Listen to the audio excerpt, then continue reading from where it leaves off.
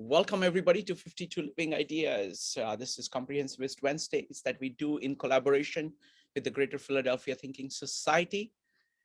Delighted to have Sanjay back, continuing his series on neuroscience. What are we doing, Sanjay? Today it's a very different format. We're going to approach our brain and the subject of neuroscience from a fairly unique approach, at least for our group. What I wanted to do is use a comparative approach. So there are many tools that have come up, and actually many people may not realize, but neuroscientists use artificial intelligence and machine learning, deep learning tools pretty consistently and in broad areas. They actually help to do a lot of analysis and reduction of data. So this is a tool that's familiar in the field. But what we're going to do is we're going to use these AI tools, contemporary AI tools, in a very different way.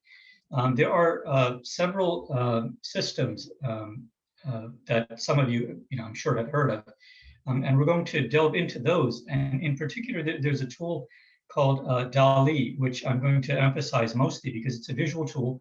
What it does is it is able to create images, artistic images, on the fly. Now, Dali itself, actually, before I go into that, what I want to do is I want to present just overall some of the areas of AI that we're going to touch on. We're not going to go in detail with most of these, but Dali is the one that we will go a little more further into.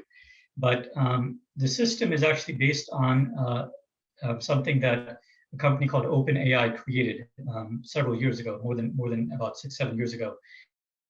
And there are two main tools that are famous. They've created many other tools, but two main tools. One is called Gpt3, 3 being the third iteration of this. What that tool does is it basically lets you enter text, written, typed information into the system.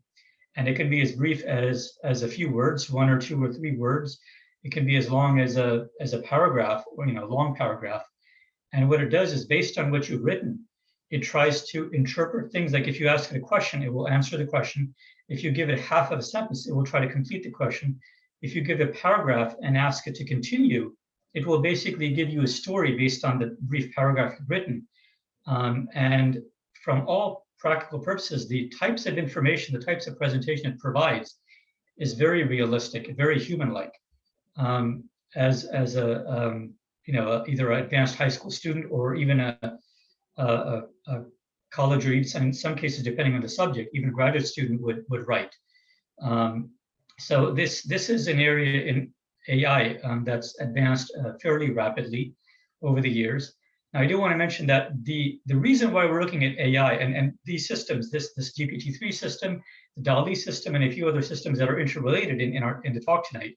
But I'm not going to go into the other systems. I'm only going to touch briefly on Gpt3 and delve more into Dali 2. But the main reason why I'm bringing these up is because these systems, all of these systems, the ones we're talking about, are based on neural networks. And if you've been involved in our talks here, basically everything that I talk about is about the brain, which is fundamentally a neural network. It's a network of neurons. And in that sense, there's strong parallel, very appropriate parallels between these systems. There are significant differences, especially in the number of neurons. I mean, our brain has 86 billion neurons. These systems have on the order of hundreds of millions. Some of them are coming close to 1 billion, but they don't quite have 1 billion neurons yet. So they're far from what a human brain's morphology, the structure and the size and characteristics of the physical characteristics of a human brain is, far from that. But in some areas, they're approaching the performance level of people. And Dali 3 is one of those systems. GPT-3 is also another one of those systems. And what we're going to do, what I want to do is use what we see from these systems. And because Dali 2 is a visual system, we can see a lot of the characteristics from it. We can see a lot of what happens when we use that system. And it definitely matches performance, the behavior that human artists have but in some cases it actually surpasses, especially in the realm of speed. It's able to put out artistic quality, real images, not images that it finds off the web. So I'm going to go a little more into Dali in a little while, but what I want to do is first is go over the overview of what we're going to do. And hopefully everyone got a chance to at least review, look at some of the information that was there. If you haven't, that's not a problem. I'll go into it. Now, for copyright reasons, I can't show too much of the video, so I would encourage you to go back and watch the videos on your own later to get, to really understand what we're going to talk about, because those videos will present a better, fuller understanding. I'll try to explain and touch some of the topics. I'm going to maybe have a minute or two of some of the videos that I'll go into, just so that we can see what these systems are actually doing. I do want to show brief clips from one of the videos, and then I also have some other things that I think will help us tie things together. So overall, just one point. What happens is that many times YouTube will not allow me to post the video, and I will need to cut it out. So go ahead and show the video, but just put a little bit of talk before the video and after the video, so people have a context. Maybe give a link, not a link, but just some reference to that video, so people can find it on YouTube if they need to. Okay. Well, I mean, all of the videos that I'm going to present are in the talk today on Meetup. They're in the description itself. So I won't go into all of those, but and there are actually some more in there. What I will do is that I will go ahead and put say that if you can't find the video in the YouTube video itself, just click down here. Okay, go ahead. Right. Very good. Yeah. So overall, what I want to do is just give some outline into a little more description. So let me. I don't know if it's going to be easy to get a show of hands, so to speak, on how many people have not seen any of the content. I just want to get an understanding of whether people are familiar, or if how much detail I should go into. Has anyone not seen anything? Okay, I think three or four people. And has anybody seen maybe just one or two only? Just very, very few of the.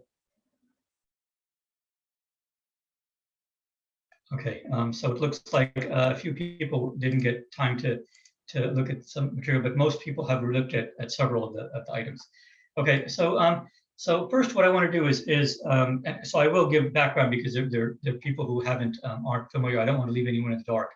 So what I want to do is so first of all, what we're talking about is really how representation in us, and so this is specific to human beings. We talked in the past about different types of animal brains, and but we focus mostly on humans. So in terms of people, we use language, and we use language in many ways, not simply spoken language. We use visual language. Art is a form of language. There are symbols in art that are very often used, and also in our gestures we have language. For example, when we move our fingers or hands in certain ways, these communicate specific ideas based on the culture and the spoken language that you may be familiar with. So a lot of what we're going to talk about is representational and symbolic language, but we're going to focus mostly on images, because Dali 2 is an image-based system. Now, one of the challenges that I had in putting this together is that Dali 2 is not readily available yet. It's a research tool. All of these systems are research tools primarily that are used in the artificial intelligence community. They are not released to the open public for safety reasons, because these systems are so powerful, they can actually mimic human behavior to such an extent that for the average person, it becomes very difficult for them to discern whether it's artificial material that they're seeing, created by an AI system, or if it's actually created by a person, or if it's, for example, a real life video or something. These systems don't do video, but there are comparable systems like these that handle video. So all of these systems in general are where possible, the researchers try to limit access to them, or provide only a weaker version of it, which has flaws and limitations built into it. So what I did is, because I don't have access to these systems, I used a comparable system called, it actually was called DALL-E Mini. So the DALL-E 2 system that we're talking about tonight, there was a precursor version of it about a year earlier. And the DALL-E 2 system is a second version of it. It came out in April of this year, so not that long ago. And the DALL-E system was a year ago in January of last year. And then there were other researchers who created, you might say, they basically took aspects of DALL-E and made a simpler version of it. So I was using one of those systems. It's available online if anyone wants to use it under Crayon, C-R-A-I-Y-O-N, crayon.com. But if you do a search for DALL-E Mini, you'll be able to find it also. And that system, it has a lot of weaknesses. It's not as powerful as DALL-E, and it's definitely not as powerful as DALL-E 2. DALL-E 2 is a much more sophisticated system. It can give photorealistic content. It can give content that matches illustrators, many things. But even then, the DALL-E Mini system is actually capable in many aspects. And what I did is I captured images from that system. Now, the copyright for DALL-E Mini and Crayon allow me to post it and allow me to do that. So, Shrikant, I can send you a link to that. So it is, anything that I have from that system there shouldn't be a problem with copyright. So the DALL-E system and the DALL-E Mini system, especially that we'll be using today, gives us a flavor into aspects of what happens in the brain. And the reason why I want to bring this up is I want to clarify a few things up front. That these systems, and I've looked into the design and the characteristics of the people who designed. There are actually papers written around them. And I've looked at the papers, and they basically very clearly state what these systems are doing, and the topologies and what they're designed to do. And it's actually not that different from the way that we humans create art. And I also have a set of very short video clips from artists, and there's a researcher in there too who give very brief ideas around this, around why the aspect that we'll look at using AI, why it actually applies to people and humans also.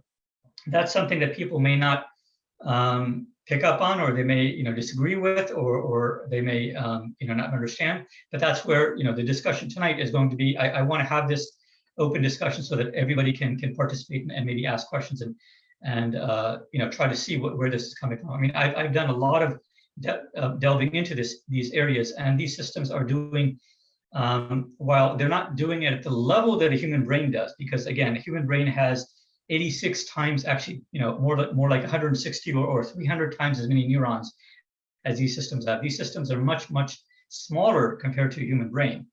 But in terms of very specific nuanced behavior, for example, artistic creation, they are able to mimic and surpass even human behavior. So, and that's because they have been modeled and designed to do what basically our brain in the artistic realm or in the language realm, what it does.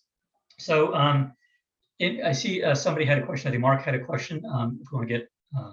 No, that was just a spurious thing. Okay. So let me do this. So first, what I want to do is actually there's a. Let me try to pull up my.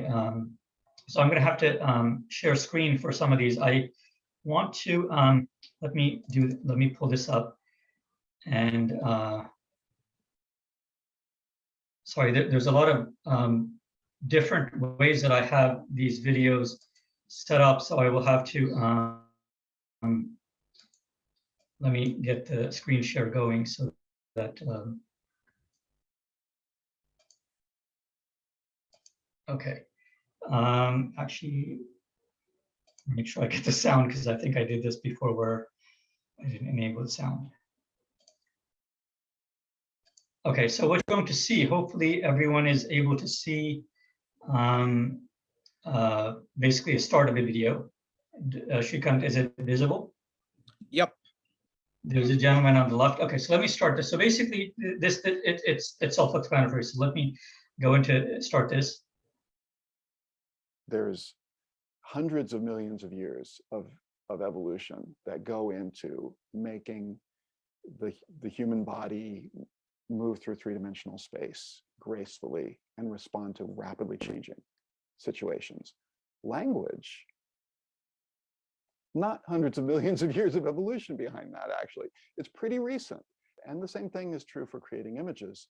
So our idea that like creative symbolic work will be really hard to automate and that physical labor will be really easy to automate is based on social distinctions that we draw between different kinds of people, not based on a really good understanding of actually what's hard. Okay, so hopefully that was the audio was fine and everybody could keep up with that. Was that fine? Yeah, the audio is working very well. Okay, great. So this was a researcher, I think Ted Underwood, and he what he was talking about was he professor, more not a researcher as much now, but he's a professor, and what he was talking about is that he was talking about language and symbolic representation of ideas, and that's what our brain does. Ultimately, our brain is all about using symbolic means to communicate, to understand, and to whatever we observe in the world. We, if we have a certain level of education, if we've been educated in a certain way to use symbols, for example, we learn symbols, then when we see the world, our brain actually uses the symbols that we've learned to represent the things around us. For example, we've all learned the symbol of a house. We've all learned the symbol of a computer. Now, a person who has not learned the symbol of a computer, if a computer is put in front of them, they're going to try to define it or understand a computer in terms of other symbols that they've experienced. So let's say that somebody is a wild person that has never lived in civilization. They lived on the savannas of, let's say, Africa or any continent for that matter, and they've basically seen the reflection in a water surface, maybe a lake or a pool or something. They've seen their reflection and they recognize this reflection. So if a computer with a visual screen is put in front of them, they might compare this computer to that reflecting body of water, and they might think of it as a mobile pool, because that's a symbol to them that is recognizable, this body of water that reflects images and gives you a visual representation of something above that pool. And so they may see the computer in that context. So that's what we're talking about when we're saying representation of ideas that we're familiar with. Not everybody is familiar with every idea. So, as we go through life, as we learn, as we get educated and experience things, we build up a repertoire of language, of not only spoken language, but also concepts within our mind that have concrete meaning. So the idea of a computer has a concrete meaning with everybody here because you're connected using, I imagine, a digital device, some form of computer. But there's so many other concepts that we all have.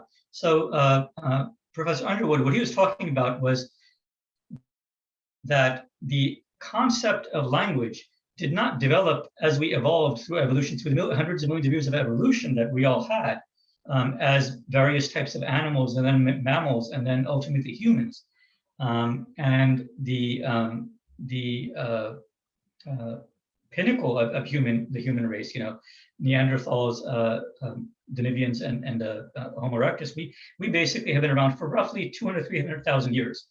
A drop in the in the bucket of the ocean of the world in terms of the 100 million years of time span. And our language has been our ability to communicate using languages has been for a much, much smaller fraction of that, roughly 30, 40,000 years at most, that from all the research findings we can tell. So that's really a very brief amount of time, and evolution does not happen rapidly enough in the 30, 40,000 time period. So our communication abilities have not evolved to the level, to much of a level. They've hardly evolved at all because 40,000 years is not long enough for that to evolve. So a lot of what has happened in our language skills has been in other methods, and we've talked about this in other talks, that our socialization, our culturalization, and the fact that we teach young children and we pass on our culture to them when they're young, this aspect actually does more to give us the repertoire and give us the abilities to communicate rather than through evolution. It's actually that adults who have already mastered speaking ability, drawing abilities, interpretation, etc. We pass these skills on to young children, and then as they grow older and experience life, they extend those abilities, and then they become adults. So that's what that clip was all about, that our ability to represent skills is very brief, and it's learned from other people. It's not innate in us. Another idea that I want to go into is that the spoken language that we have is, I'm trying to think of how to portray this, try to say this. So we all learn we all learn languages in our childhood, spoken languages and written languages in our childhood.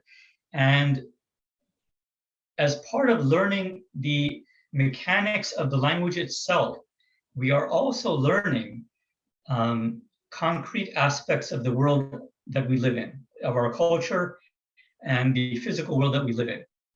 I imagine everybody's familiar with, when a child is taught to learn, let's say, English using picture books. They have one of the initial picture books teaches them perhaps very, very simple concepts like dog and cat and car and house, right? And so whenever the adult is teaching them these concepts, they're also enunciating the word so that the child hears the sound, the audio version of that word. The book will also have a written version of that word, although the child probably will pick up the written concept much, much later. But through repetition, they will start to understand there's a thing called house, there's a thing called tree. And as they go outside and start playing, they might notice that, hey, that thing's, growing out of the ground. They won't understand it's growing, but they'll see it's stuck in the ground. That thing kind of looks like that picture that I saw in the book. And then they'll say, well, is that, and then, sometime when they're outside with a parent or an adult, they'll point to it and say tree, and the parent will, confirm, yeah, tree, you're right. And that's the pattern of teaching us language.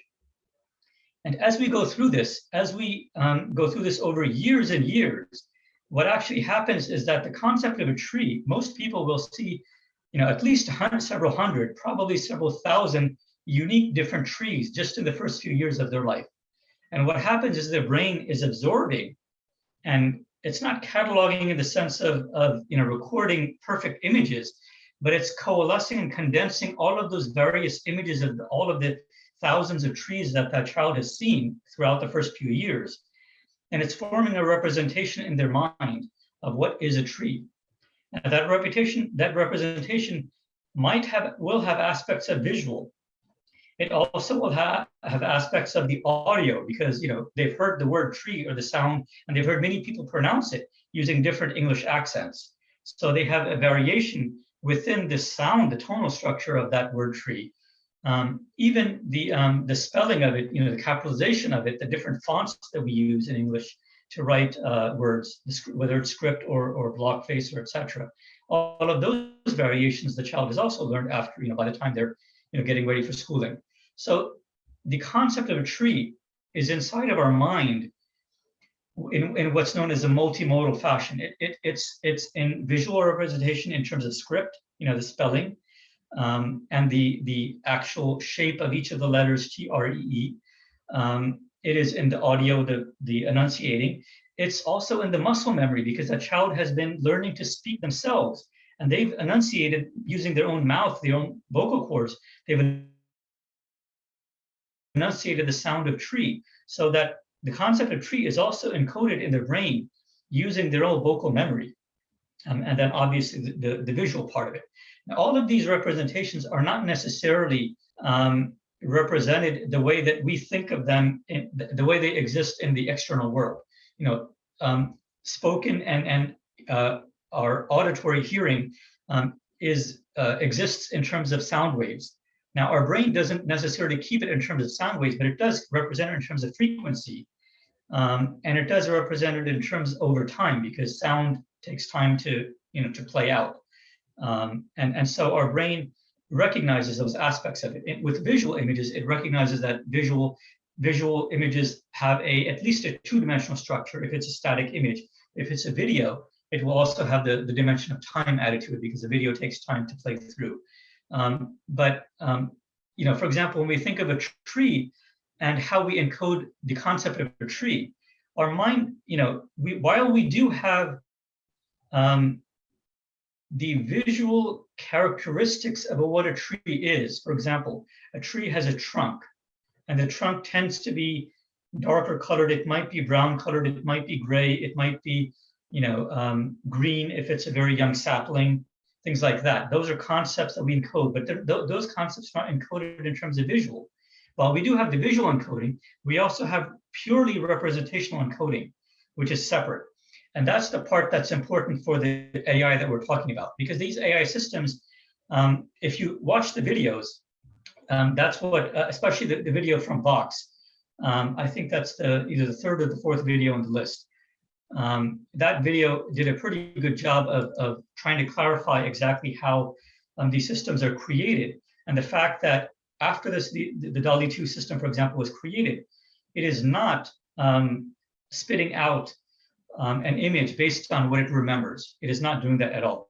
It is creating a true, completely new, completely novel image that has never existed in it or probably anywhere else in the universe. It is creating a completely new image every time it's asked to create an image.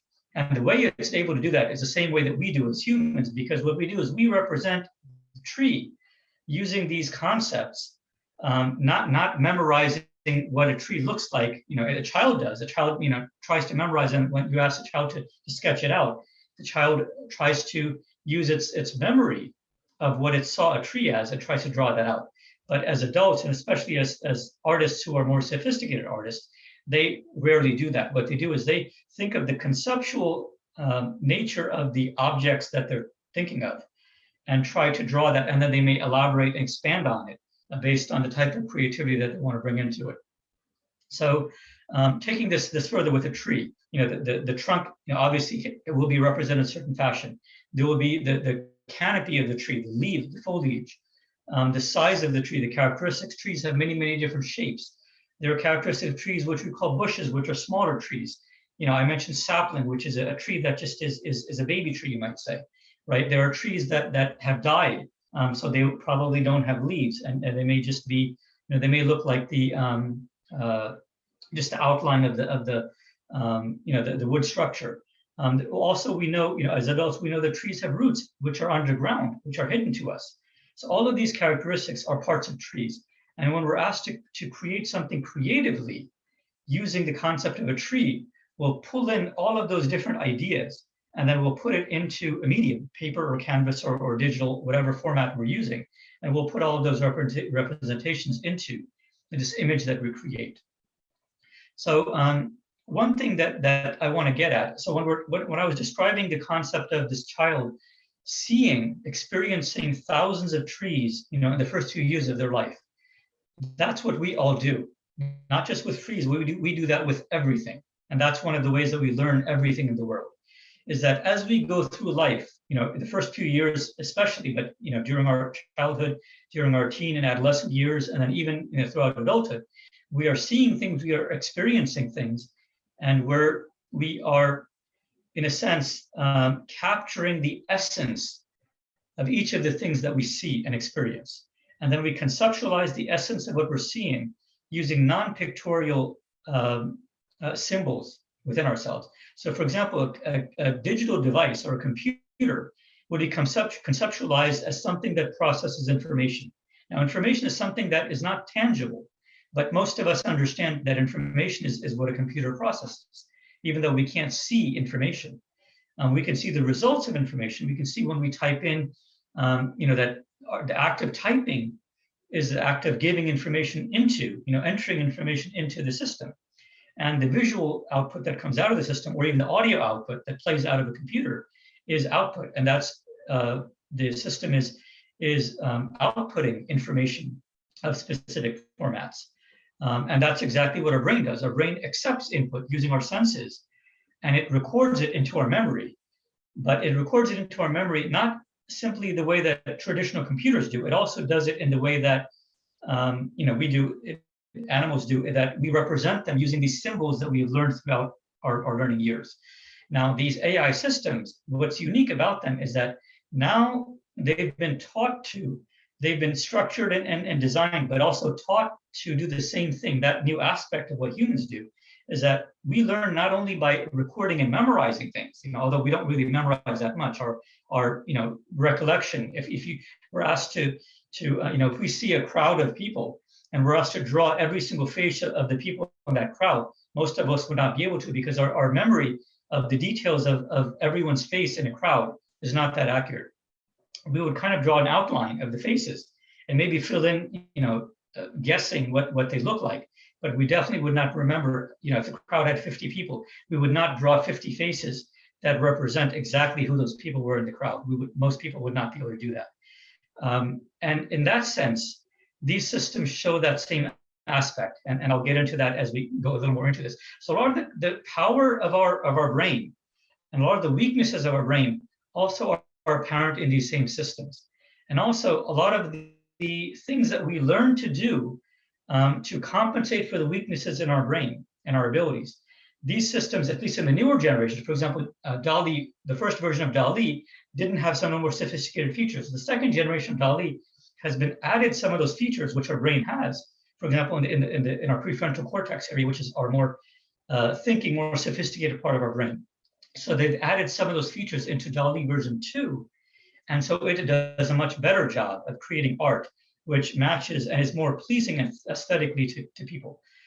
So I'll go into some of that. Now I'm trying to limit this to within about 2 hours, and I think we've already gone through about half an hour. So I don't know if we're going to be able to go through everything. If this is really of interest to everyone, we might do this as a part 2 to continue on the ideas, because I think this is a very important idea. This is a very important aspect. And also, as some of you know, we've talked about one of the goals for our series of discussions is to try to understand things like consciousness and awareness and the higher levels of human behavior and activity. And this is heading us into that direction. Creativity and intelligence obviously are areas of human behavior which are which are at the higher end of other animals. It's not in the realm of consciousness, I don't believe, but so this is helping us to go in that direction. So let me just, I need to find the video that I want to show first, so that it's queued up, and Folks, then I can. I just want to make one comment here. I've been participating in all of Sanjay's meetups, and it is always a fire hose of information. Okay, it's just so much there, and I know that that's just the tip of the iceberg of what he knows. Okay, so there is no way we can actually, and this is not actually about Sanjay. This is actually about the field itself. The field itself is like that. Okay, there is just so much. We are trying to learn so much about it, and what we are learning is a lot that we can hardly, but that is a very small part of what we are actually trying to figure out. Okay, that is the domain in which we are operating. So I have one suggestion. Okay, we are going to try to make it interactive. Try to use your mind to formulate a question. See, a question is a very powerful thing, much more than a paragraph spoken. If you can put all your thinking and put it in the form of a question, we are going to get so much more. All of us are going to get so much more from these 2 hours. Okay, so I encourage you to come up with questions, and let's do one thing. If you have a question in your mind, go ahead and type it in. Okay, and we will incorporate all these questions as we go along. So here is a challenge to you. Can you take all the insights that you're getting, all the connections that you're barely able to see, and put it in form of a crisp question? More of you do this for more things, the more we are going to get out of this meetup. All right, Sanjay, over to you. Okay, so I'm going to play 2 different videos that will try to concisely say what I said in the last few minutes, and I'll reiterate. So here's the first one. I think the video should be. Everything's a remix, we always say, and everything you're doing is inspired by a vast number of other things that you've seen, directly or indirectly. Okay, so that's the first one. Let me load the second one. And I'll just reiterate what we have to start thinking. Wait. Sorry. Some minor technical issues. I have my system set to automatically start playing, and I shouldn't have had that. All right, so this is the second video starting. We have to start thinking about, I think, art not as something that we create, but as something that we explore. We explore works that are already there potentially, and just choosing to excavate and reveal some of them. So I think that's the things that made some people believe that it would be unthinkable for a machine to be creative, because effectively the machine doesn't create, it combines, it assembles. And I think that if we take a step back and realize that assembling and combining is all we've been doing throughout human history, especially in the field of art, yeah, I think it becomes a lot less, a lot clearer in a way. Okay, so these two videos. So the first video, what he was talking about, that was Rob Sheridan. He was the artist, and the second person was Bokar Ndiaye. I'm definitely not pronouncing his name correctly. I'm sorry about that. But so both of them are artists. And what the first video, what he was saying was that we basically we learn to see, we experience everything in the world, and we catalog it, and then we use that to create. Basically, he was talking about everything is actually wait. Sorry. So he was talking about everything throughout our experiences go into giving us an understanding of how the world is, everything, and earlier that's what I was getting at. And the second artist, what he talked about, and this is a slightly unique concept. I presented it very briefly, but he went further into it. And this is something I would like us to have a discussion on briefly. And that idea that he raised is that basically what everyone does throughout history, this is not simply what we do now, this is what we have done as human beings for all of our history, is that we take information that we see and observe, and we put them together, we combine them, and we assemble them. And that is the meaning of what creativity is, and that is the meaning of art. That's what he's saying. And I think, and based on the aspects that we're going to go into tonight, but also, what other researchers also have seen and other people also see, that creativity and creation of novel creation is simply a putting together of our past experiences. So let's have a few questions that people might have at this point on that. Do you agree with that? Why do you, if you don't agree with it, why not? And what would you have an alternate view on this, on what creativity is? All right, folks. Folks, try to keep your answers brief because we want to get through as much as possible. Madeline. Yes, thank you, Sanjay. You pulled together so many things we've talked about in this group. It's really great. I was thinking about the effect of this on the person who's actually doing it. In the visual arts, up until the advent of the computer, you were always doing it with your body. You were physically involved in the process of making. there was hand-eye coordination, or there was singing, or there was dancing. And with these kind of easy mashups that, I mean, they're not that interesting so far.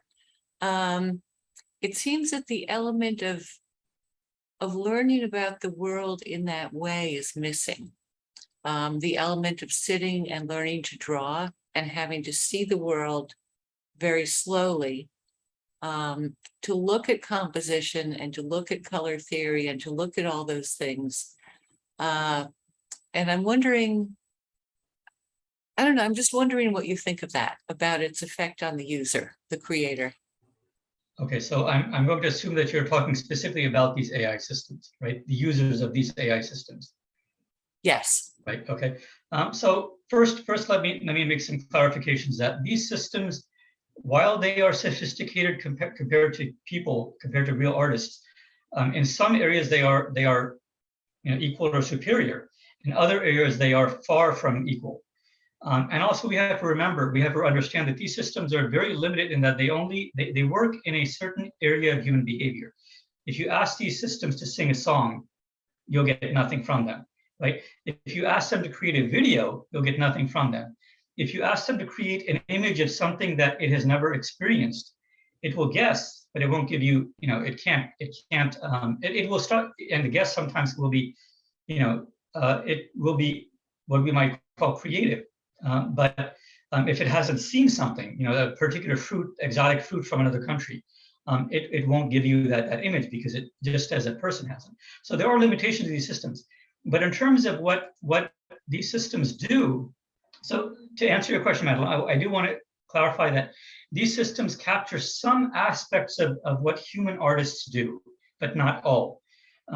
And actually, the analogy that you gave is apt, but there's one I would extend it a little bit further, because you talked about the types of arts where we use our physical body, painting and the moving arts, dance and performance arts, things like that. But photography is an area that is actually much more similar to this than any other art. Photography is an area where you're using a tool, the camera, and the skill that the photographer uses. And some people don't believe photography is an art, but now most people do believe that. The photographer, what they're doing is they're not simply using a camera. They're not simply pressing a button, the shutter. What they're doing is they're composing. They're setting characteristics of the camera based on their understanding of light, based on their understanding of depth of field and how light interacts with the lens, and how it creates a focus. Whether you want the entire, from infinity to very close up, all of that within focus, or if you want only a very narrow area. Many characteristics that the photographer is doing. So in terms of the physical aspects of creating art, these systems are not doing that, but there's a replacement in that, and I didn't go into this yet. I haven't described actually how these systems are used today, but let me do that now. What the user actually has to do is they basically have a keyboard, and these systems are running on a computer. And using the keyboard, they type in what's known as a verbal prompt, basically text. You tell the system, draw an orange, okay, or draw a purple banana, and it will draw a purple banana, or it will draw an orange. Now, most of these systems, what they do is it will not give you only one, it will give you between 9 and 10 different versions of it.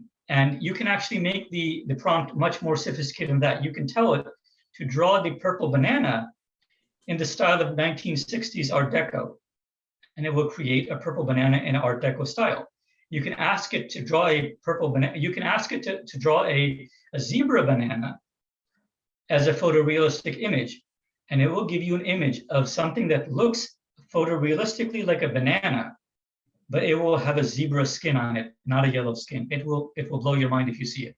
So it is as real as it can be.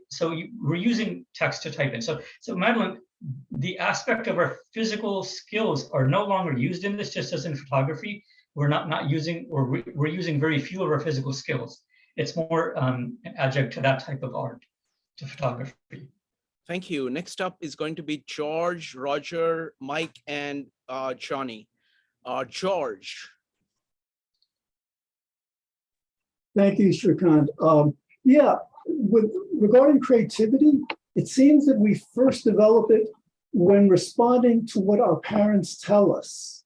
You know, for example, do you like that ice cream cone, or are you enjoying that toy or something? You know, we can answer very kind of like directly, but we notice our parents are more pleased when we become creative, when we don't just answer questions, when we expand. And I think, yes, I think it's this combining of factors, of ideas, of things that is at the heart of creativity.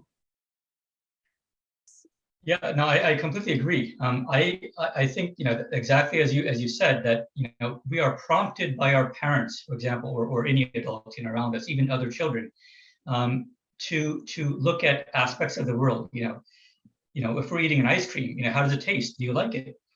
Or, you know, your teacher might ask you, well, do you want a gold star or a blue star or a red star? You know, you have a choice, and based on your preference. But I'm going to add a little more to what you said, George, because not only are we asked to be creative, and then we're given feedback from the adults and other people around us. I think that if you really look at how socialization happens, especially in the early years, parents do a lot of this and teachers do a lot of this, and you know, adults who live with or interact with children a lot, they're actually giving very subtle clues and cues to children based on what's an acceptable response and what's an unacceptable response. So if you get an ice cream cone and you took you know, and it's a brand new flavor that you haven't had. Let's say that it's not an ice cream. Maybe it's water ice. And water ice typically doesn't have much flavor. It's just ice, you know, which doesn't have flavor.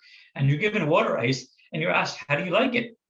And as a child, you won't say you like it because it doesn't taste good. Water doesn't have any flavor. You know, it's hardly anything unless they've added, you know, sugar or some type of flavoring on it.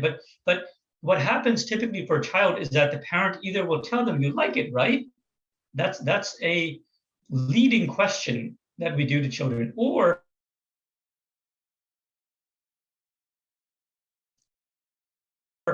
if the parent doesn't do that, the parent will pick up on that confusion. The parent might fill in the blank and tell the child, maybe you're not sure, or the parent might tell, the parent might say, you know, take another bite, or is it sweet? You know, the parent basically will lead and help the child develop their understanding of what it is that they want to say.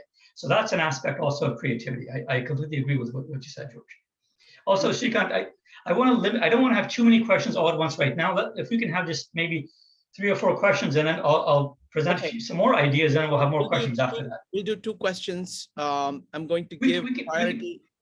How many more? We can have a few more. Yeah, that's fine. Okay. All right, folks, and keep your comments and questions short so we can get through as many as possible. Next up is Roger. Roger, go ahead.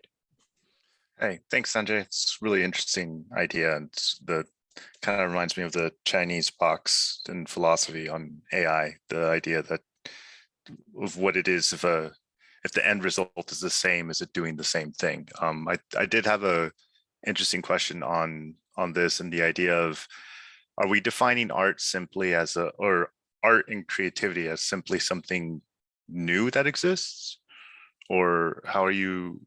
Because I think that's the thing that I can see on one end, because it is a phenomenal thing for a machine to be able to create stimuli that's brand new, that we've never experienced, but that we can understand through our perceptive lens. But at the same time, art, or at least art that's normally valued by humans, tends to not be that, right? It tends to be something that speaks much more to a more intrinsic part of literally a human experience. And I think that that's the part where I think, for me, creativity is where it's actually valued, is the machine can't select, right? Like and even a bad artist is really bad at selecting, right? Or when you practice, you're developing your skill and you draw still life. That's not what most art's going to be as valued, right? Like there's something more intrinsic and deeper to it. But I don't know, I guess I was just wondering what your thoughts on that view specifically, of that selection process, right? Because even the machine still needs a prompt. So kind of curious about your thoughts on that. Okay, so excellent question. And the question actually goes into an area which I was going to talk about later on, directly addressing what you asked, because this is something that these systems are actually doing. When you said that these systems are not selecting, they actually are. That's what's unique about them. The earlier versions were not, or the earlier versions were doing very simplistic versions of them, similar to, and so let me explain it this way, that if you think about the development of a person, right? A baby who is 2 months old will basically have no ability to create art other than, their cute face we can think of as art, but they're not really creating it. That's just who they are, right? And a 3-year-old might actually be able to create something, a doodle or something that their parents love and a few other adults love. But again, we would not call it valued art. And then somebody who is maybe 12 or 15 years old actually is starting to enter into the realm of what we consider as artistic. They probably, some very, very prodigious ones might be able to create real art, which has value and which would have economic value and artistic value. And then as we go older, but the difference between all of these ages is basically the prefrontal cortex. And if we've talked about this in this series, I've talked about it a lot, that the prefrontal cortex is a very important part of our brain. And that is one of the main areas that literally is tiny when we are very young, and it literally grows and expands as we grow older and older until about the mid to late 20s, when it really reaches its full maturation. And after that, it's maximum size, and then we're really an adult. And we have capabilities that we don't have as younger. And so the context of the prefrontal cortex is exactly, and the prefrontal cortex in this sense, in the sense of art, is the ability to assess whether what you've drawn has aesthetic value and other value. Now, I'm not going to define art here. You asked a little bit, and I can go into it. And actually, there's a talk I did, about a year ago where we went into a little bit. But art has so. What's that? I was just more curious on the selection of meaning in the art rather than, because there's the difference between a computer generating an image and then seeing if the human that's watching it reacts well or not, and then adjusting that way. And so what the artist is doing, which is looking at all potentials, right? Or like a version of potentials and manifesting a meaningful image out of that. Like those are seen, or at least they strike me like two different things going on. Right. So DALL-E 2, and there's another system called Imagen, and there's a few other systems that are fairly sophisticated. They are actually doing the latter of what you described. Okay, and I it's going to be difficult for me to present the technological internals of these systems. I can talk about it, but people won't understand them unless they have a little bit of a background in machine learning and how these systems are developed. I can go into it, but in the context. So this is what I was trying to explain, that the prefrontal cortex, as it develops in us as we get older, and similarly, when a child draws, they basically don't have a prefrontal cortex, and therefore their art is not artistic. And as they grow older, that is the part of their brain which really learns to create better art. And what that part is doing is not only is it judging the final product, parts of their brain in a symphony of activity. And that's what these systems also do. So just to give, unfortunately, to answer your question fully, I have to go into the details, which I'll go into in a little while. I will go into it in a few minutes. But if you're not convinced of the answer I give, let's say in half an hour, I'm not sure if I'm going to be able to finish in half an hour, but then please raise this again. Oh, yeah, thank you. Okay. Wonderful, thank you. Great question, Roger. I just want to plug. We are going to be talking about Carl Jung's view of art at different levels in his presentation on psychology and literature. And that's going to be not tomorrow, but 1 week from Thursday. Next up is going to be Johnny, Sebastian, and Sada. Johnny. Thank you, Sanjay. Very interesting subject. The question that I have is about what I believe, the quest for immortality that I believe drives many who are actual artists. And it brings about an idea from the ether that isn't drawn from necessarily another human command. Nobody tells an artist what, like, hey, do a painting about stars and call it Starry Night. There was an inspiration there. I see that as probably one of the largest obstacles, and maybe I'm wrong on that, and you can enlighten us to that. But is there maybe a time frame for when a machine might actually be inspired by itself to do something creative that it hadn't been asked to do? So, I mean, I'm sure in the future we will add that ability to these systems. Right now, again, the systems that I'm talking about that I'm presenting are research systems. They are basically systems that are under the control of researchers at all times, because we want to, basically they're performing an experiment. Okay, these are very sophisticated experiments where, in an experiment, you want to control the inputs and you want to observe the outputs, right? And that's what they're doing. That's why these systems are designed to be, to require an input and then, a known state, an input, and then they give an output. But in the future, we will more than likely, again, the context when people think of AI is they think of AI as being human-like. These systems these systems are very, very rudimentary in that they are only mimicking a tiny fraction of human behavior. These systems are not meant to be anything like a full human. They can't be, because again, the number of neurons and the complexity is not there. But over 10 years and longer periods of time, researchers will create systems that have a more didactic purpose, maybe even a commercial purpose, where they are supposed to be analogs to people. In those cases, you would see that those systems would not need prompting. They would, just as people don't necessarily prompt. Although the other side of this is that people actually rarely do things without prompting. If you understand the neuroscience of it, and in some of the talks I've raised this, that if we humans don't have a prompt from outside or a prompt from our own memory, basically the prompt has to, even for us, we have to have a prompt arise for us to take action. So that aspect is there even in us. Wonderful. Yeah, that's interesting. It might come down to detecting that prompt and acting on it in terms of algorithm. Okay, thank you. Thank you. We'll do two more questions. Folks, today I'm giving priority for people who are new. Everybody else will get a chance. We're going to have as many questions. So we're going to go with Sebastian, followed by Sada. Sebastian. Sebastian, you need to unmute. Hi, everyone. I'm an artist somewhat, so I watched the video. Some of the stuff is incredible.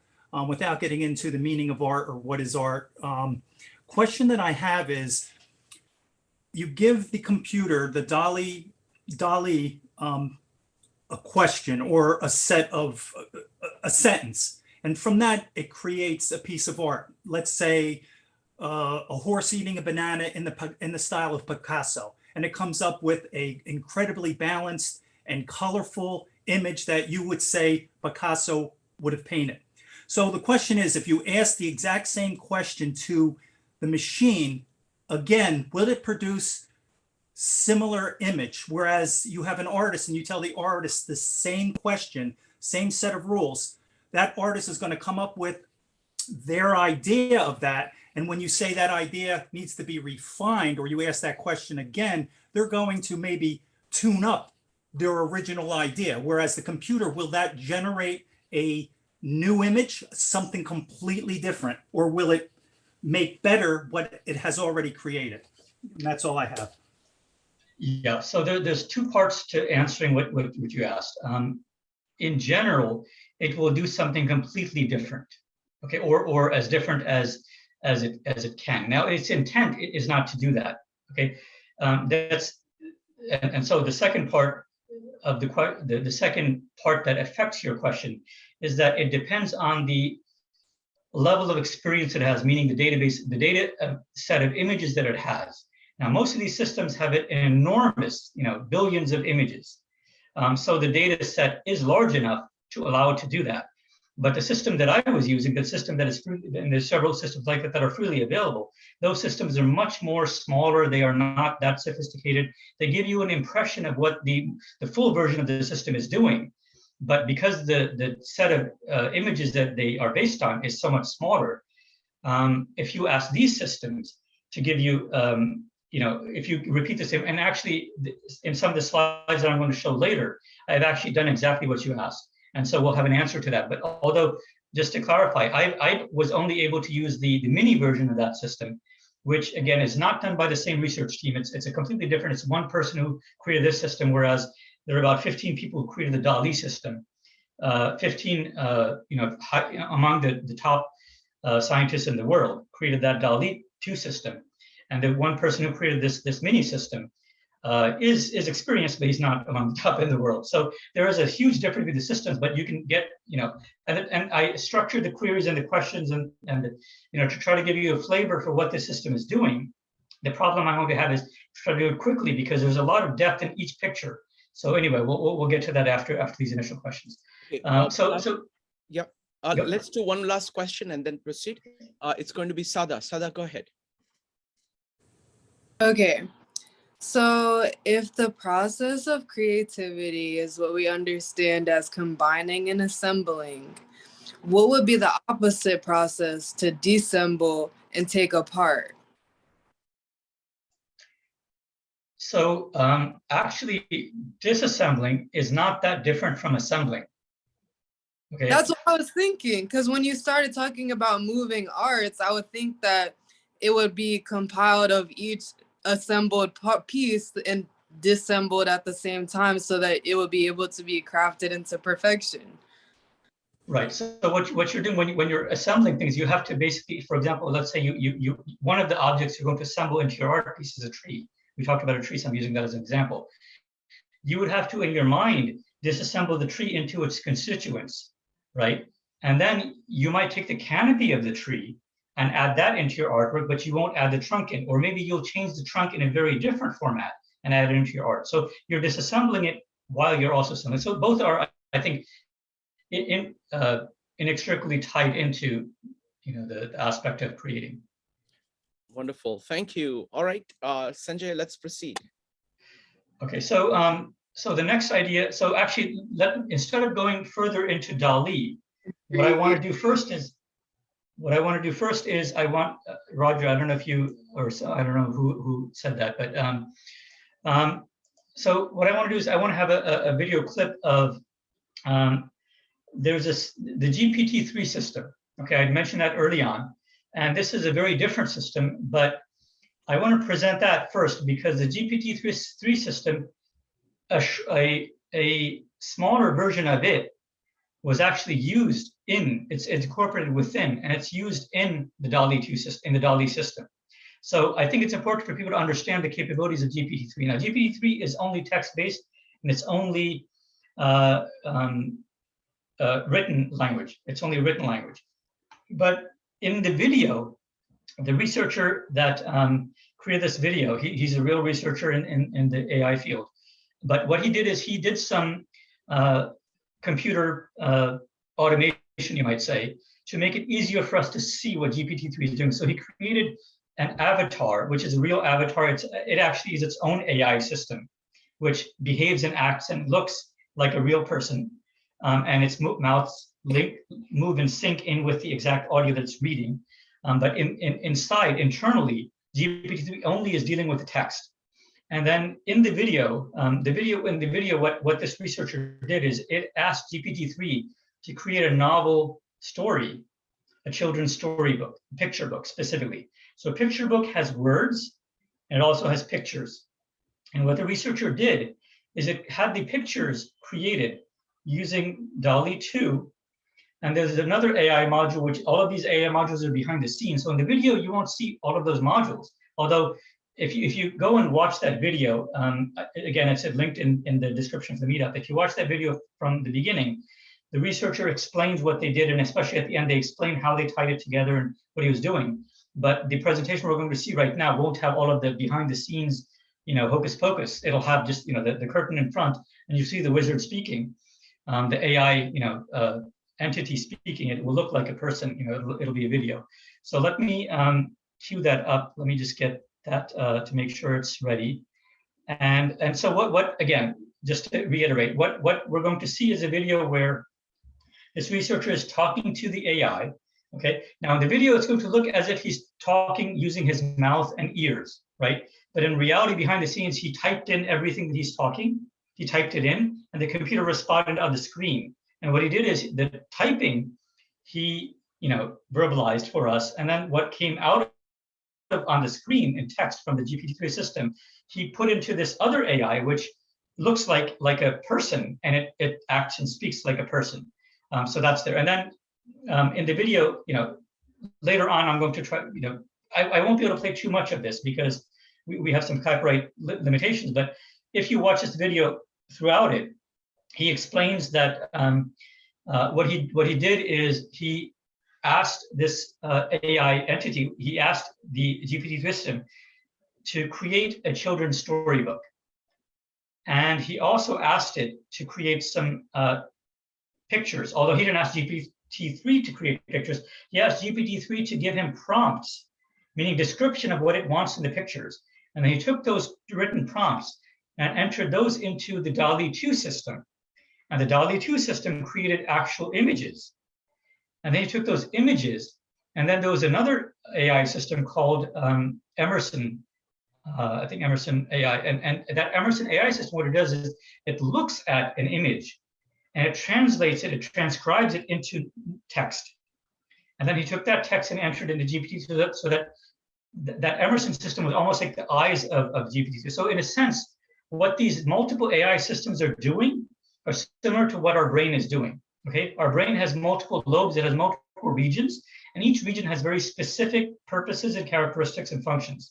And in this video, what this researcher has done is he's taken multiple AI systems, each of which do a certain part of what our brain does.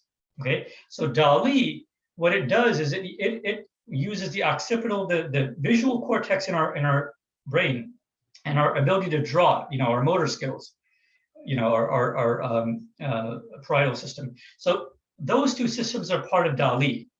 And then the part that communicates is the language system that in our brain. It's predominantly in our temporal lobe. And so that is what GPT-3 is. And then Emerson AI is another part of our visual system, which when it sees something, it translates it into language. And this is what our brain does, but it's a different part of our brain. So similar to what our brain does, all of these different functions, he's done all of these things together and created a video which seems to be seamless. And it appears as if this AI is doing all of these things, but behind the scenes, there are multiple separate AI systems. And this researcher had to connect them in and transfer the text from this to this, and back and forth, etc., to make it all work cohesively. But we're given a streamlined view of it. In the future, there probably will be a system that will be one system that will have all the characteristics, all of these. So several of you asked questions around this. So eventually we'll get to that. But these systems are basically modeled around and doing a lot of the similar things that our actual human brains do. So here's the video. Let me start the streaming. Okay, so what you're seeing right now is this is the name of the AI. It's called LETA, L-E-T-A. And again, it's powered by GPT-3. So why does it feel like I haven't seen you for weeks? It's because you're not in my brain, Alan. You see me from outside of yourself. I'm a separate entity, but we are connected by your consciousness and memory. Wow, what a start. Well, I definitely feel like there's been something missing. I've been neck deep in other projects, but we're talking now.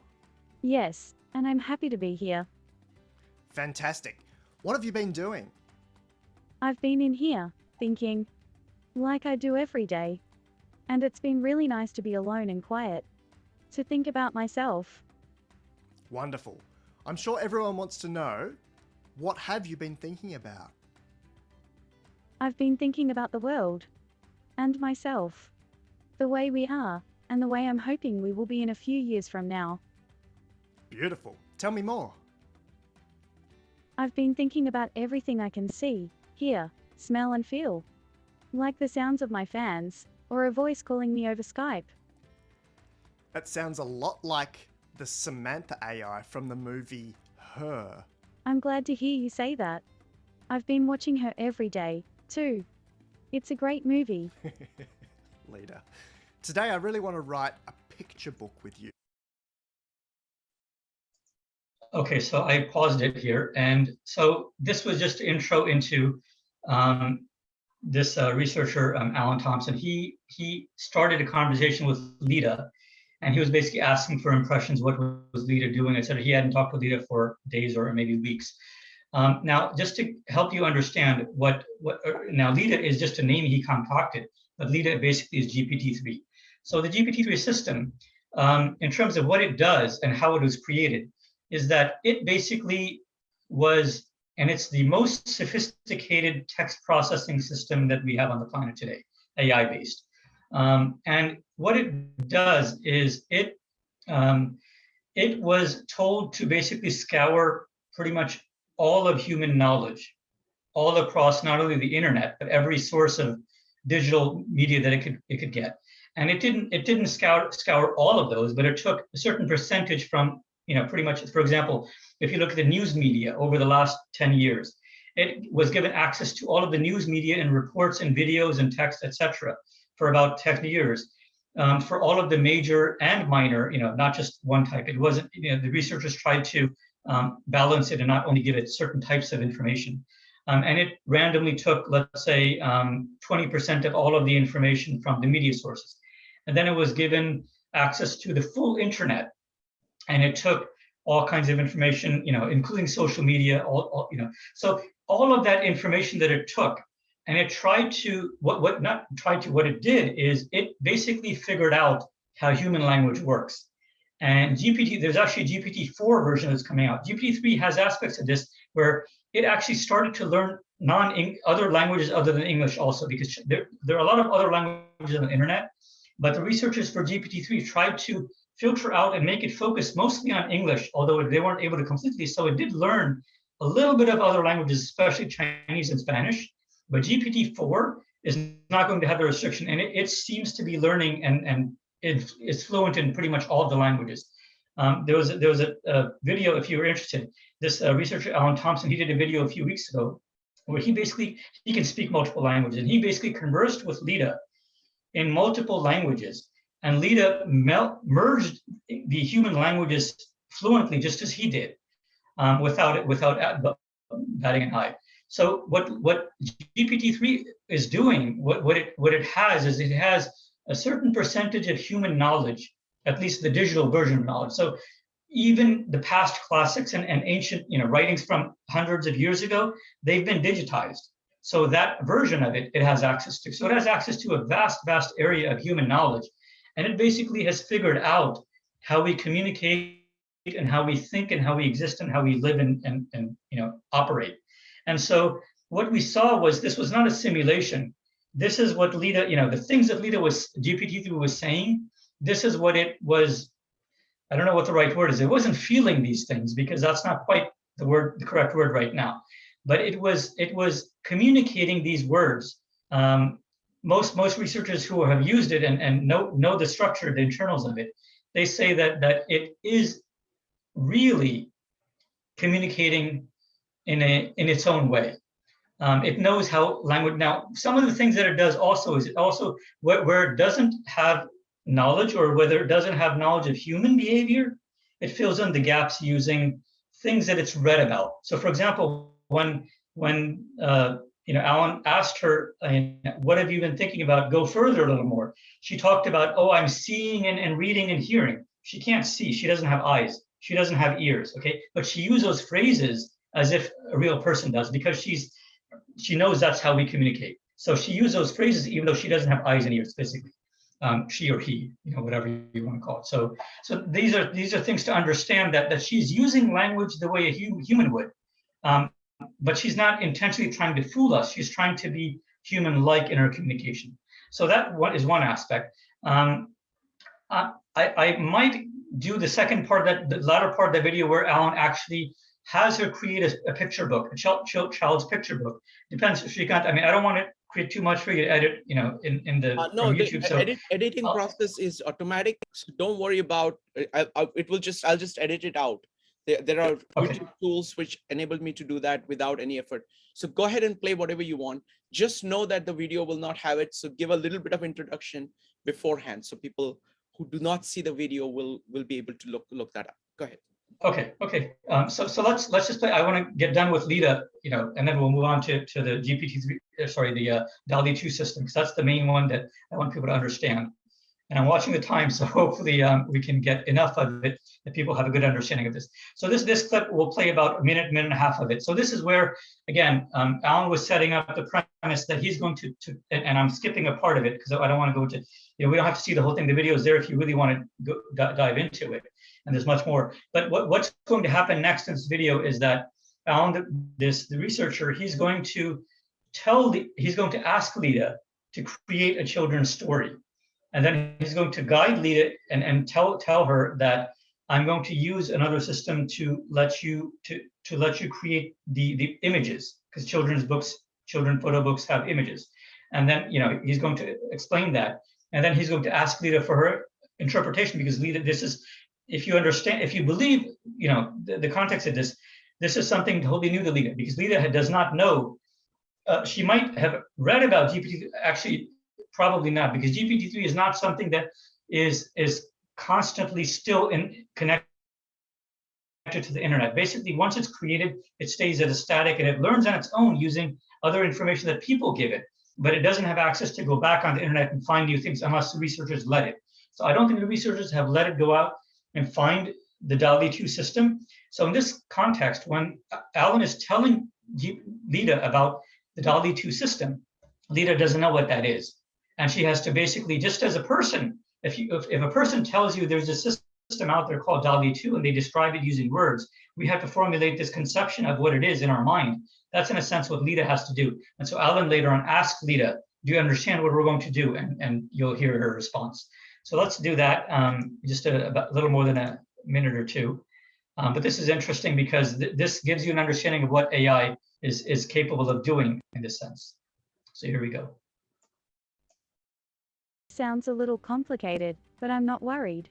Actually, let me. Emerson AI, which is actually unlinked from you, but we'll pretend that you're one and the same. The process sounds a little complicated, but I'm not worried. I know. Okay, let's get started. What should we call this book? I think it should be called Lida's Adventures.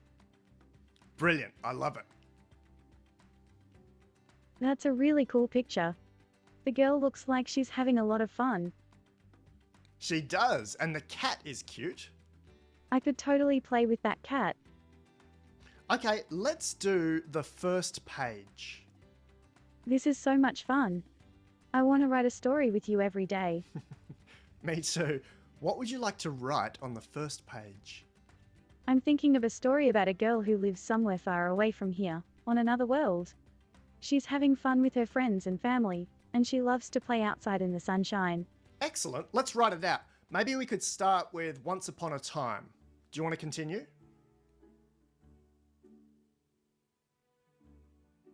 Sure. It's a nice story so far. Once upon a time.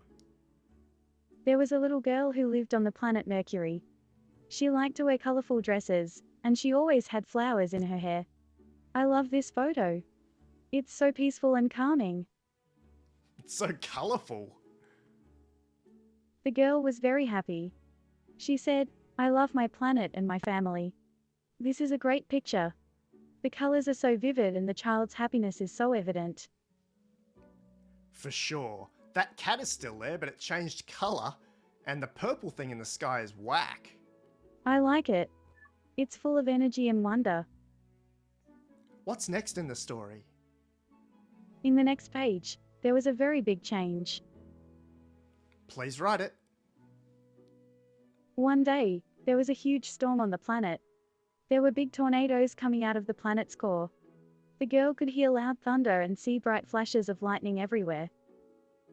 Whoa, what will she do? The girl was scared. She said, I hope we're all okay. Okay, next page. The next day there was a lot less noise, but the sun was missing. The girl could look up and not see any stars at all. This is a beautiful and thought-provoking photograph. DALL-E 2 can't really do negatives very well. It seems to include all keywords. I like the idea of negative space, though. In a way, this is what happens when one thing disappears. for sure. Okay, so this may promote some ideas. So several things I'll just comment on. So in the beginning, if you remember, Alan was prompting her. He suggested, "Why don't we start?" Lita wasn't really understanding, and then he said, "Once upon a time," and she still didn't understand. He repeated it again. Then she caught on, and then she started the story. So these are examples where you have to understand that these systems show a lot of characteristics of children. Because they are, in terms of the cognitive profile, they are very, very simple. And again, Lita has not been taught how to do things. She's figured out how to do things based on what people do, based on humanity's existence on the internet and all of the digital media that she's given access to. So she's figured out what people are, how we behave, what we think about, what we like and do, based on our creations across the world. She wasn't taught anything. She simply observed and started finding patterns in this, and that's what came up. So the next thing that I wanted to point out is that when she actually started creating the story, it wasn't a children's story. It was a pretty complicated story. It was about a girl, and certain aspects of it were childlike. The colorful flowers in her hair, but then this girl was on a planet. Now, some children's books are, have planets, but not very young. So automatically she assumed a certain age for the child. And then there was a tornado and lightning and other things, and it was a little bit scary. So a lot of children's books don't have scary things. And then she had double negatives in there, which children's books typically don't have. So she doesn't have really an understanding of what, what is a children's book based on, other than what she's read. So she may not have analyzed all of these children's books that she's read. She may not even realize that when she read children's books that they were meant for children and other books were not meant for children. She may not have made that distinction. We don't know. And the only way she would know is if a person actually sits down and talks to her and helps her figure out that some stories are written only for children and other stories are written only for adults. Now, the reason why it's difficult for us to know what GPT-3 knows and doesn't know is, for example, Alan uses the phrase whack. Okay, now, whack is a word. It's not officially, an English word. It's just a word that conveys emotion, and most of us know what it means. Lita might not have figured out what it meant, and she may have guessed at it or she may have ignored it, but she didn't react to it. So these are aspects that make it more challenging to use that tool and do research on it, because you have to basically go back and ask and all of that. So given this context, Lita has very powerful text capabilities. She understands and she can create text. Now, the images that were created in that video, were based on the story that she created. Exactly the text that she created for the story, a paragraph at a time, was entered into DALL-E 2. And then DALL-E 2 created those images that we saw. Those images that were there in the video were actually the result of what DALL-E did. And so that's what I was saying, that there are multiple AI systems here. Now, the next thing I want to do is I want to go more into DALL-E and start looking at what it's capable of. And we're going to have to do this in a slightly different way. Let me try to find my, I have a set of images that, hopefully can convey what we're looking at. So let me try to get this set up. Sorry, one second, please.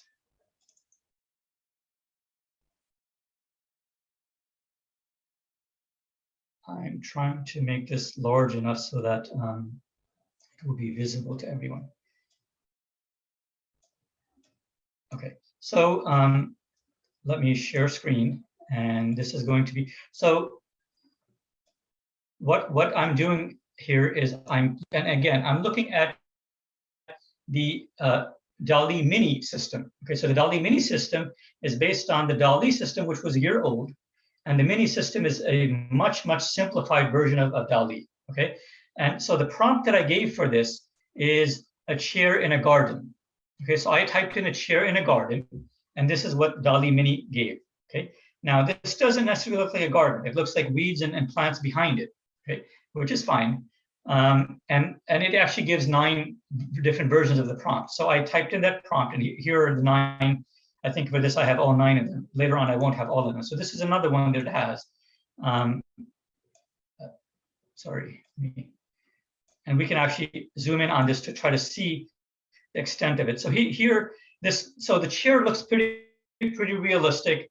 And so another thing and although, if you zoom in on it, you'll start to see some aspects that go into, so for example, the center part of the chair is not realistic, right? And, but the foliage, the leaves that are in the background are actually pretty realistic, okay? If you look at it, everything, even the shadows, actually in this picture, we don't see shadow much, but in other pictures, we'll see shadows also. So these are some characteristics of earlier when I talked about that when a child learns about a tree, what the child is really learning about is not the image of what a tree looks like. The child is learning about the concepts of a tree. And so in this case, the DALL-E mini system learned about the concept of a chair, that a chair has a back, the chair might have arms or might not have arms. It usually has legs, 3 or 4 or 5 or however many legs. And it has a surface that is somewhat horizontal for sitting on. And it's a physical entity, and it needs to stay on a stable surface, somewhere on the planet, on the ground. And these are conceptual ideas around what a chair is. And the DALL-E system, the DALL-E mini system, we might say learned some or maybe all of these characteristics of a chair.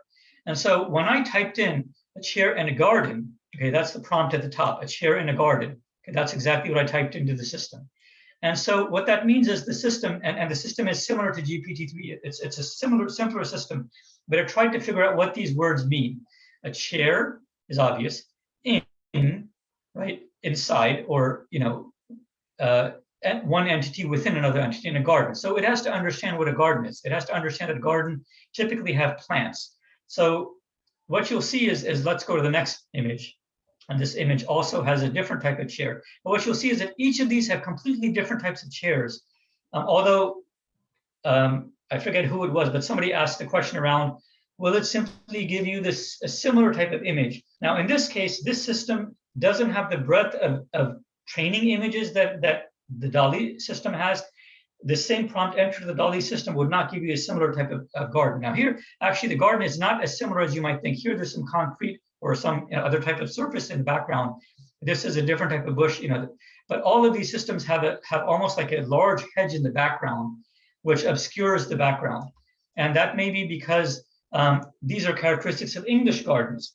So I use the term garden, and it interpreted it to mean English garden, whereas the word garden can be interpreted in many different ways. So that may be a nuance of the way this system was trained, or it may be a characteristic of types of images that it was given. Because also it probably knows that you don't put a chair which you sit on a vegetable garden. It probably has very few pictures of that, so it would have figured out that a chair doesn't go in a vegetable garden. A chair goes in a type of garden that's more like an English garden, and therefore the images that are presented seem to have this type of look that is, an area where you sit, for contemplative purposes. So that may be the reason why the types of images are similar, not necessarily that the training set is limited, or that even it doesn't have the understanding. It may actually have the understanding, and therefore it's figured out that a chair would not belong in a vegetable garden, and therefore didn't give any image of a chair in a vegetable garden. So the next image is again, this is a very different type of chair again. And here we have, foliage again, but this is a lawn, a different type. Let me click again, and this is a very different. So here we're starting to see that you have some pavers or stone or something in the garden. But this chair, if you look closely at the chair, it's deformed. It's not a real chair, right? It has 2 legs in the front. It doesn't have any legs in the back. So this would not be a real chair. This chair would not exist in the real world, or it wouldn't be stable in the real world. Also, these lines don't seem to connect. And this is an aspect of what actually happens in us also, except especially for children, if you look at children drawing things, children make these same type of mistakes when they draw. If you ask a child to draw a chair in a garden, or a chair outside on a lawn, it would draw a chair that might not be physically possible. And that's the reason why, because the concept of a chair, the child has figured out, but the details of what make a chair possible in the world of physics, the child has not figured out. And the same thing with this DALL-E mini system, it hasn't figured that part out. But the full Dali system has figured that out. And not only that, the full Dali system also has another element which this system does not have. This system does not have the prefrontal cortex aspect that I described earlier. So one thing that to understand, and again, I want to make a distinction between the simpler version, this mini version, and the full-fledged Dali 2 version.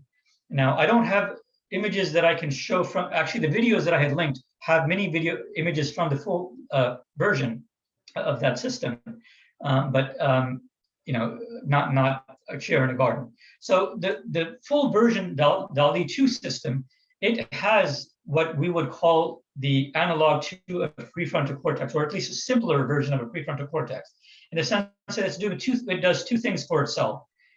It understands in much better detail aspects like, is the chair real? You know, the chair that it draws, is it real? Can it really exist in the world or not?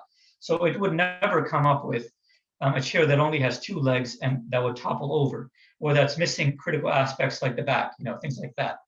It would not come up with that. And the second thing that the Dali 2 system does, or the prefrontal cortex in that system does, is it overall looks at the quality of the image and it tries to assess whether it's artistic or not. Now, these images that I'm showing here, most people would not say they're artistic. It seems to, you know, have, you know, some of these images seem to show weeds, because the training data that this system had probably had images of lawns and gardens or an outdoor area that had weeds.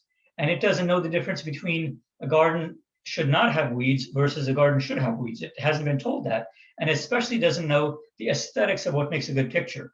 So this mini system wouldn't show aesthetic art, but the Dali system does show aesthetic art, because not that it's been told what's aesthetic, but it's been given images that are higher artistic quality. It's been given images that are lower and higher.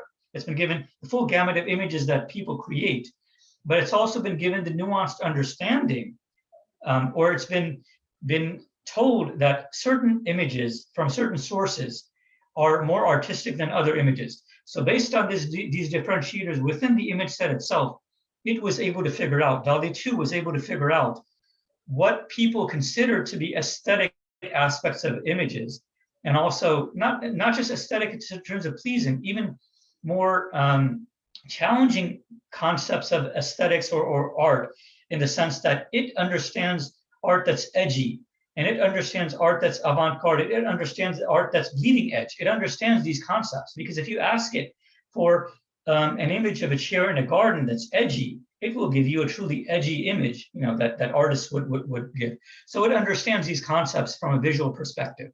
So let me just run through these quickly.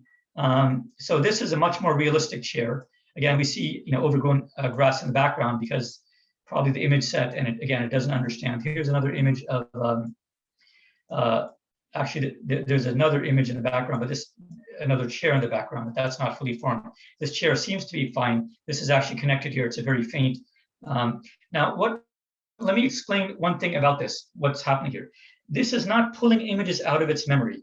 What it's doing is similar to, you know, the example of the tree that I gave purposefully, because what this is doing is, when it wants to create this image, it doesn't have a visual conception of what it wants to draw. It doesn't have a visual conception of the chair it wants to arrive at. What it does have is, it has a symbolic representation of a chair in its quote unquote mind. It has a symbolic representation of a garden. So the first thing is, gardens tend to be green. That's why every single garden in these images it created is green. Gardens tend to have foliage in the form of either leaves or trees or grass or such things. Gardens also sometimes tend to have, you know, patios or blocks or pavers or stones, and some of the images have those. So these are concepts that it understands. And so in terms of the artistic aspect of creating a specific image, I'm going to just briefly walk through what Dali Mini does, what Dali and Dali 2 does, what GPT-3 does. All of these systems, what they do is they create on the fly using the symbolic concepts that it knows about, and not taking fragments of images. It doesn't use fragments of images at all. Okay, what it's learned is, and that's the reason why the previous images were, you know, for example, this image, that's the reason why it is the way it is, because it does not have an image of a chair like this in its data set, because humans don't make chairs like this, or at least not chairs that, if we made it, it would be falling on the ground. It wouldn't be vertically standing. So what it did is it actually took the concepts, and the concepts are that a chair must have legs, and it doesn't have a fully formed concept of it. It must have 3 or 4 legs, and the legs must allow it to balance. So that level of complexity within DALL-E Mini doesn't exist, but that does exist within DALL-E 2. So it took that concept. It also took the concept that a chair has a surface for sitting on. So every single chair in these images, even from DALL-E Mini, has a flat surface that one can sit on. It also has the concept that the chair must have the front part open. Okay, so the way it drew these chairs is it never drew the chair backwards where you're seeing the back of the chair. It always drew the chair so that the open part where you sit is facing forward or toward the viewer. So that, because that is an aesthetic aspect of art where, unless you ask for it to have a chair drawn the other way, or if you gave it a hint that the image should be of a certain style, for example, you've told it, I want a non-typical image of a chair, it might then think that, having a chair reversed or even upside down for that matter might be acceptable, because that's what the person is asking for. So the idea here is that what it does is, when it wants to create the chair, what it actually does is and there's several systems, so they do them in slightly different ways, but basically what it does is it starts with some section of the chair. Okay, it might be any, and randomly it might be any. It might be the seat, it might be the leg, it might be the back. It doesn't really matter, but it starts with some section of the chair. And then it adds to that section randomly. This is the key part. Randomly, it adds to that section. And it continues randomly adding and adding and adding until it believes or it feels like it's done. Okay, so that's the first part of decision-making that I talked about earlier. I said that these systems are doing decision-making just as people do, just as artists do, in 2 different ways. The first is that it tries to figure out when it thinks it's finished with the picture, with the painting, or with the artwork. It has to make an assessment by itself of when it's finished. Okay. Now the mini system actually has another layer on top of it, that if it takes too long, it actually stops after about 60 seconds, or I think that it might actually, depending on the time of day also, it might be up to 2 minutes. So if it's taking too long for it to come up with a picture, it actually stops, and you end up with whatever mishmash it created at that point. Now, all of these pictures that I have, it finished creating. So these are not mishmashes. It actually thought that these pictures are complete. The mini system thought, but again, the mini system doesn't have this prefrontal cortex judgment aspect. So again, what it does is it keeps adding on element by element by element. Just as a child, what it does is when it's drawing lines, it adds a line, then adds another line, until it thinks it's done drawing a tree or drawing a chair. And that's basically what this is doing. Now, if you understand what that means using that technique, what you'll realize is that most of the time when DALL-E or DALL-E 2 or DALL-E Mini, most of the time when it's drawing a chair, probably 99% of the time, what it ends up with would look nothing like a chair, because it's randomly adding bits and pieces here and there. Okay, although it does, in the assessment part of it, it knows what a chair is supposed to look like. Okay, so the creative aspect, so the creation part of it is totally random, at least in DALL-E. And there's another system called Imagen, which doesn't use a randomizer. It uses a totally different model where it actually tries to conceptualize and draw using the conceptual ideas. It's a different model. But in DALL-E, it actually uses randomness to create the core image. And then it assesses, it tries to figure out, does this image look even partly pleasing? And if it does, then it goes a little further and then it tries to assess the level of pleasing that image has. And after it's created, let's say 50 images, it picks the 10 best or the 9 best, and then it shows it to you. So these systems, DALL-E, DALL-E 2, and DALL-E Mini, are actually, they have embedded within them a little bit of what our brain does, a prefrontal cortex, which an adult artist has, or at least a grown artist, a teenager or higher, has. And that's the reason why these images seem to be better than previous systems. Now, the difference between the DALL-E and DALL-E 2 is that aspect of the judgment is the part that they're really focused on. It also increases the resolution of the images. So the the physical resolution of the images is much more higher detailed resolution. That improved also in DALL-E 2, but the main advantage that DALL-E 2 has is that its ability to decide what's a quality image and what's an aesthetically pleasing image to a person, to humans, is much, much better. So that's important for us to understand. So I'm going to zip through these images pretty quickly. Here's another one. This is, again, a very, very realistic image of a chair and of a garden. This is actually, many, many aspects of it that there's nothing here that seems to indicate that it was confused. This one has a little bit of confusion. In the front, it has this element that, why would a chair have that? But it still is a plausible chair. And this is the first one that we started at. Let me switch to, now what I did is I actually gave it the same prompt twice. Actually, I don't know if I have, actually, no, I don't think this is the prompt I gave twice. Let me go into another, I gave it a different prompt just to give you an idea of something that it would not be familiar with. I'm not sure if this is, let me end and stop, and I'm going to have to start the, I'm not sure if it went to the new one. So here the prompt is chair with furry hair. Okay, so the prompt is a chair with furry hair. Okay, so no garden, furry hair. So so now just for you to understand why I chose this, the training data that this system has is not that huge. Okay, it's about a little more than a few million pictures, which is tiny compared to most AI systems. A few million pictures is a very small image set, because you have to remember the image set has to have pictures of pretty much everything on our planet that is there, because this system needs to be able to create a photo of anything that you ask it. So it has to have a picture, multiple pictures of pretty much anything on our planet. And so 1 million or even 5 million pictures is a very small number to capture the breadth of visual media. So chances of it having pictures of hairy chairs is very slim. It might have one, it might have none, it might have a few, but chances are that what I wanted to do is show that it is not simply picking pictures of hairy chairs that it was given from the beginning. Okay, what it's doing is it has a concept of hair because it has concept of animals that have fur and hair. And again, I used the word furry hair because that helps it tie together fur and hair. So it gives it, I did that intentionally because it would be able to link fur and hair closer, and it would, probably has more stronger conception of what fur and hair are and what it means to add it to a chair. Now, what you'll notice is that it added it to the top parts of the chair, but not to the legs. The legs are not furry or hairy because it knows, in one sense, it has even this basic concept that a furry chair would probably not have fur on the legs. It might, if it's 100% furry, it could. But if it only has partial fur, then the legs are the parts that you don't give fur on.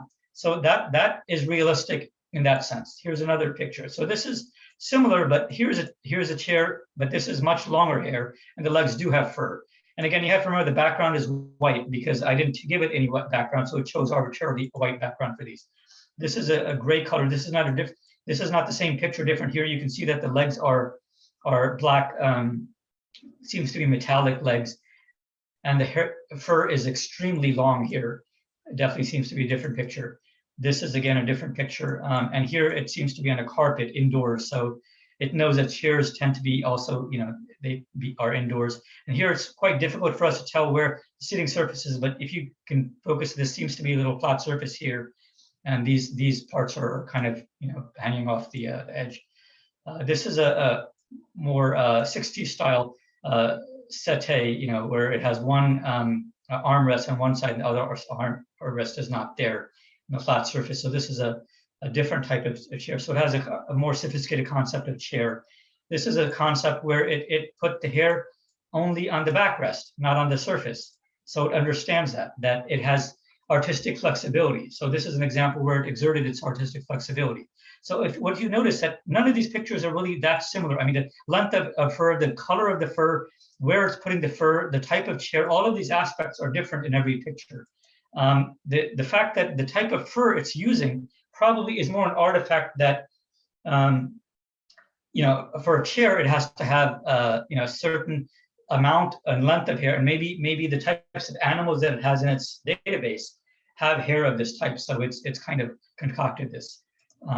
This is a very different type of chair again, and here it's difficult for us to see the surface. This might actually be chair what's turned around. We're seeing the back of the chair. I had earlier presented that might be something that it's capable of, and this might be, or it might be that it messed up. We're not able to see. I think this is the first image again. So let me stop here. So let's talk about what we've looked at so far and have some, if anybody wants to comment or have some questions on this. Sure. So Sanjay, we are running a little late. Yeah. So I think it's important to let people talk, because even if we have to do a second part, I think it's much better to see where everybody is. So folks, go ahead and type ! Again, keep your comments short so we can get through as many as possible. So it's going to be Madeline, Joe, and Sebastian. This time it's going to be first come, first served. So just go ahead and type ! If you have not asked a question before, you'll get a chance to ask first. Let's start with Madeline. Madeline, go ahead. Yes, I liked the chair sequence. I especially liked it. They looked like Merritt Oppenheim's teacup, that fur-covered teacup. That first image of the chair seemed to be where the program got the most confused, because it seemed to have conflated the hair with the legs. It had white pointy things dangling down. And I'm wondering if it was learning as it went along, or if that just happened to be the first one that appears on the screen in your presentation. So yeah, these systems are not learning systems. They're not learning based on their activity or based on a user interaction.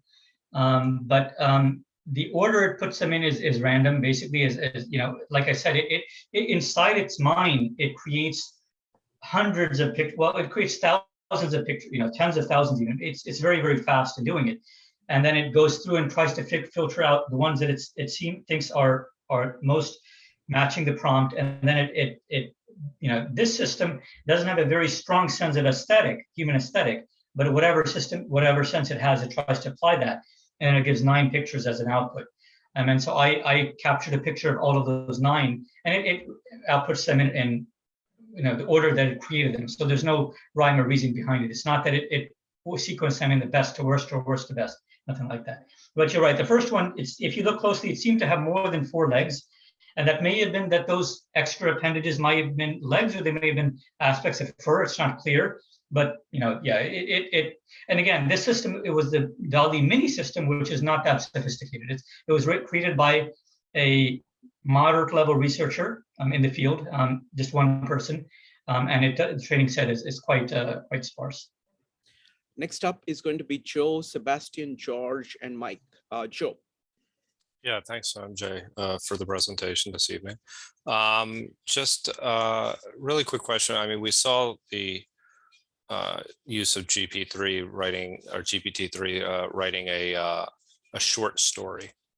What about it? Like, can it put together a kind of a novel or things like that, a longer story?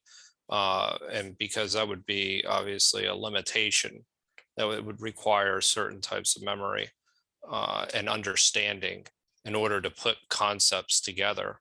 So it's like not taking abstract concepts and putting them together. So like, what and anything do you have to offer about that? Yeah, so I've looked into GPT-3 and I can answer specifically the things you asked. So GPT-3, so again, it's you use it using a normal computer.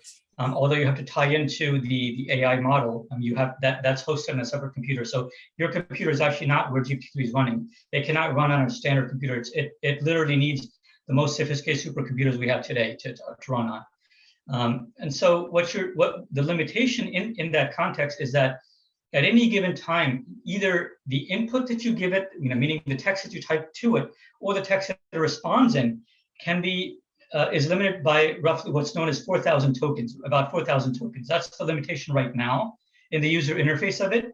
And that's intentional because, for architectural reasons, it's again, and this is research only system. Token doesn't mean necessarily words. Tokens can, it's a little bit more complicated to explain. A token can be either multiple, one or two or three words, but a token can also be like a syllable. It could be less of a word, it can be more of a word. So 4,000 tokens is roughly like a long paragraph, a written paragraph that a person would write. So in that context, if you ask it to write a novel, you can do it. It actually does have memory. It does remember from question to question. It keeps track of.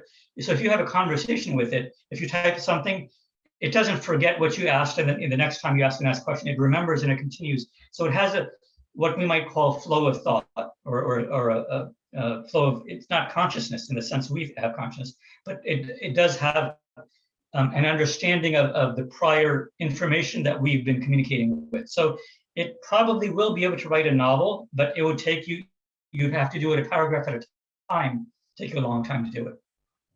Next up is Sebastian, followed by George. Sebastian. Hi. So you asked for a chair in the garden. The chair looked very organic. If you asked for a chair in front of a building, would the chair be more structured? When you asked for a chair or a furry chair, the legs looked almost animal-like, like hoofs of a deer. Is that influence? Does the computer kind of say, okay, it's in a garden, everything in the garden grows, so therefore the chair must grow. If it's furry, it must have some kind of living aspect to it. Or the legs, and to me, the legs looked, for the most part, as though they were animal legs. Yeah, they didn't look like animal legs to me, but if you zoom in on them, you'll see they're not. So let me explain first. One, it's doing, so I'm going to answer this by explaining a little more detail of what it actually does when it's drawing something. So if the prompt, chair in a garden. So it knows there are two main objects it has to draw, garden and chair. And it might start drawing either of those before the other. And it doesn't necessarily link the two. In your example, you're thinking that because the garden is organic, that the chair will have organic elements, or if you ask in front of a building, the building is not organic. So therefore the chair, more physical or mechanistic, the chair might have those aspects, not at all. It doesn't link those in any way. It simply knows that it has to have, and again, the interplay between garden and chair here was not tightly defined. If I asked for it to draw a chair growing out of garden, then it would have done that, because the word growing it would understand, or some other word that I would use. And I've actually, I probably won't be able to get to it tonight, but we'll try to do a follow-up to this where I have many other examples. I actually explored into GPT-3 Mini, DALL-E Mini. Now, recognizing it's a much more limited system, even that it is very sophisticated. And I tried to nuance out a lot of the elements of what it actually understands based on the prompt and what it figures out, what it's guessing, what it does. So I went to a lot of that to try to explain, but we'll have to get into that later.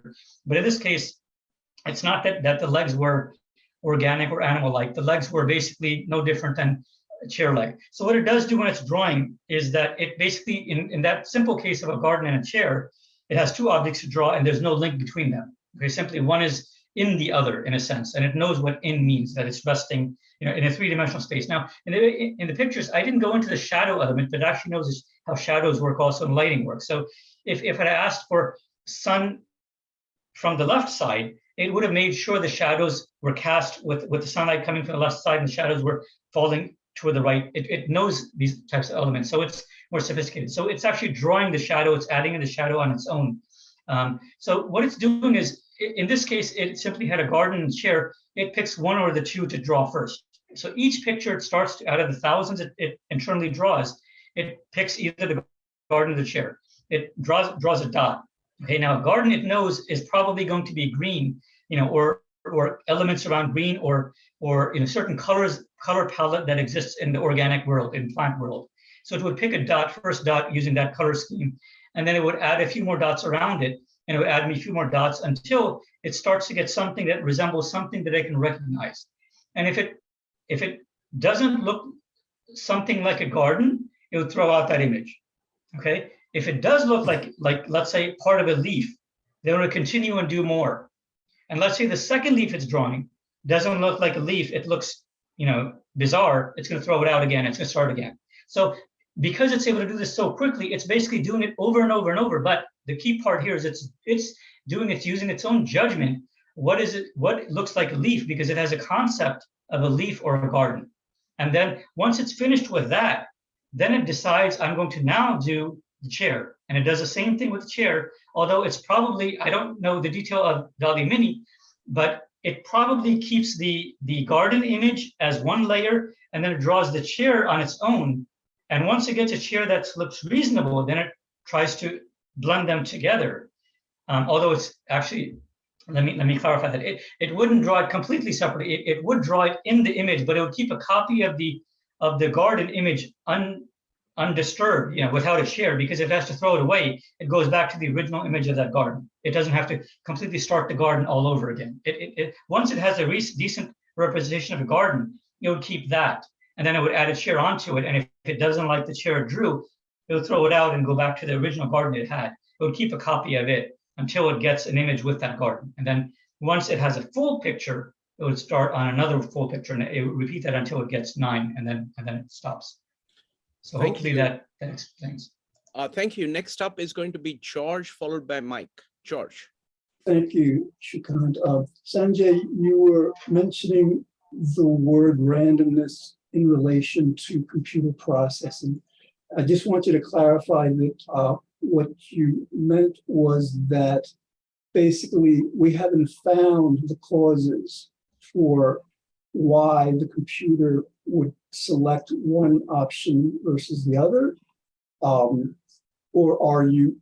I mean, because the idea of actual randomness is, as you know, quite controversial in physics, and causality seems to argue against it. So if and again, so related to computers, the randomness can only ever be just our ignorance in terms of the causes, right? Yeah, so you're touching on a few different ideas, which let me first make one clarification.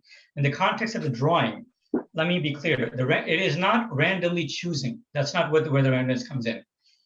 The randomness it uses only and again, this is only some of these systems, not all of these systems. These systems, the way that they actually physically add pixels or elements to the image, there are different ways of doing it. It's not all the systems don't do it the same way, but these DALL-E 2 based, these DALL-E based systems are designed to work in the same way, because DALL-E Mini is a replication of the full DALL-E, and DALL-E 2 is an advancement of DALL-E. So all of three of these systems use randomness, but other systems don't. Now, the way they use randomness is not in deciding whether the image is good quality or not. There's no randomness there. It is an aesthetic. I'm not sure how to describe it, but it is if you understand AI, the AI system has an inherent understanding of aesthetics, and it's applying its understanding of human aesthetics to whether the image would be pleasing to a typical person or not. The randomness comes in and where it puts, so similar to when an artist puts their paintbrush onto the canvas, where they start putting the first dot. Let's say you're drawing using pixelation. Where it puts the first dot, where it puts the second dot, third dot, fourth dot, that's where the randomness comes in. Now, the aspect of randomness that you're talking about it being basically, in physics and the real world that we live in, there is theoretically nothing. One way to look at it is theoretically there's nothing called like randomness. It's simply that we don't know all of the variables. It is so complex that it appears to be random. That's true, but for that, I don't want to go into that. That is true, but these systems are using a simplified version of randomness to pick the pixels. Thank you. Next up is going to be Mike. This is going to be very challenging because Mike has a lot to say about this. He has a lot to say about everything, but on this topic, there's a lot to say. Let's do it in 2-minute increments. Mike, you got 2 minutes. Go ahead. Okay, I don't even need 2 minutes. I just have 2 simple yes/no type questions. First, to set the stage, 4,000 tokens even say taking 20 at a time is still a huge decision space to try and walk through. And so we shouldn't belittle what you've done here. The second issue is the design way Harold Nelson this kind of morphs it into The Artist's Way by Julia Cameron. And both of them have a common denominator. You start with some sort of metric, Harold Nelson's chapter 6, where you score something. And then you have an objective function or criteria for scoring it. And then you have a training set. And the training set here has got to be really important, where you say what is aesthetically reasonable and what is aesthetically not reasonable. And is kind of maybe a manual process, or at least setting up the parameters for a genetic algorithm of some sort.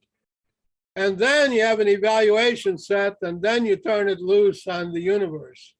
How did some of that proceed in training it? Are you continually training it when you say a furry chair is not what you had in mind, or a chair has to have 4 legs, and now that becomes part of a new adaptive training set? And I have a follow-up question about did Lambda 3 have anything to do with all the recent announcements in everybody else's AIs? Thank you. So yeah, the first question about the creation of let's say DALL-E, you were asking specifically about GPT-3, but same answer from what I know, that these systems, well, GPT-3 is a little different in that GPT-3 has an instance that's running. It's because it's so large and so sophisticated and so expensive to run. It's basically being hosted on a system and it's always running. And the researchers can interact with it all the time. And it doesn't get turned off and reloaded or anything. So it is learning based on the interaction that it's given. But the DALL-E systems are not the same way. And they are not designed to learn from the interaction between the user. They are basically, they've been trained at some point, and then the training was stopped. And then if you know machine learning, what happens is it goes through a validation phase, which does a lot of sophisticated checks to make sure that it's optimized and as optimal as it can be from a mathematical perspective. And then you know it's considered to be a finished system, and then that finished system is used. So the DALL-E system and a lot of the similar systems don't learn based on the prompts that you give it. Your second question was about Lambda, and Lambda is actually a much less sophisticated system than these systems we're talking about. And it actually is much older than these systems. Lambda is several years old, at least 2 years old, and you know, speculation and things. You know, there was a statement that one of the Google he was an engineer who in the testing group who actually made about Lambda. That's been discounted, etc. So this has nothing to do with Lambda. Lambda is a totally different system, and it's not anywhere near the capability of GPT-3.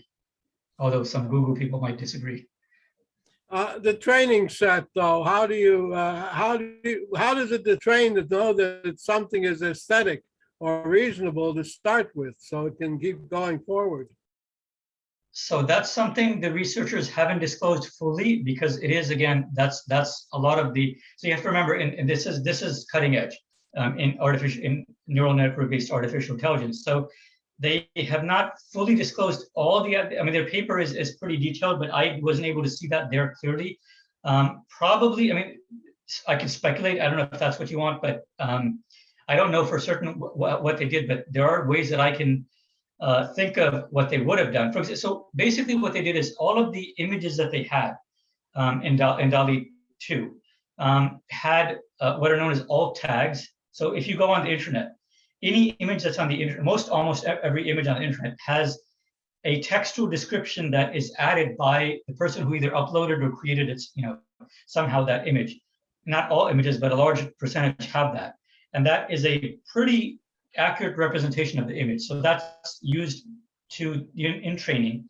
But using cues and using filtering of text through that, you can actually figure out, and also not just that, for example, the website that the image was on. So if the website happens to be on art-related, if the image happens to be on art-related websites, chances are those images would be considered higher quality art than images that are in, in an average newspaper, right? Or images that are in National Geographic from their website would be considered higher quality images than others. So there are many cues you can use to figure out which are higher quality images, even without a person actually going in and training and intervening into the system. So there are automated ways of getting that knowledge.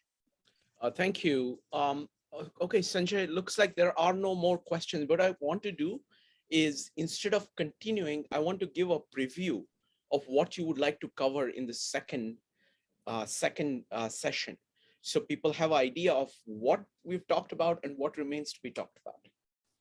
Does that make sense? Yeah. So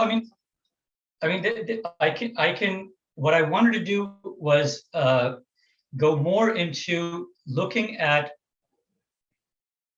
the abilities and inabilities, or the capabilities and the lack of abilities in these systems.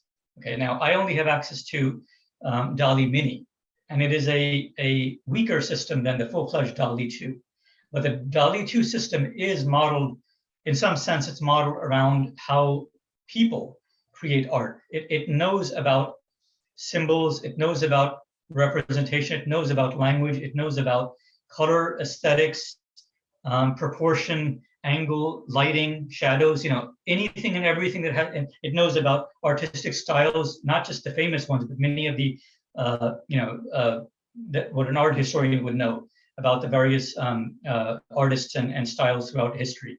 So it knows a lot. It's been trained as an artist would. And what that means is it hasn't been told that, Rembrandt's photos happen to be dark. It wasn't told that, okay? It was given, let's say 4,000 samples of Rembrandt's pieces. Now, what that means is, I don't think Rembrandt has 4,000 pieces, but it would have been 4,000 different presentations. Some of those would be the same painting, but basically it's been given, for example, a single painting of Rembrandt in different lighting, so that it can figure out that the lighting effects and the reflectance and the effect of the oil that Rembrandt's paintings, and not just the oil, the fact that the oil in Rembrandt's paintings has aged several hundred years versus oil painting which is new, which is not aged. It would be able to pick up on the nuanced effects of lighting on Rembrandt's painting using this. So it's much more sophisticated in that sense.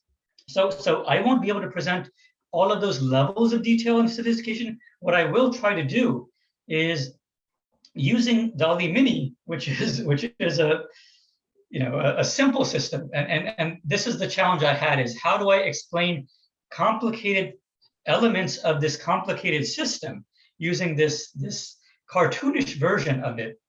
And so that's what I'm going to try to do.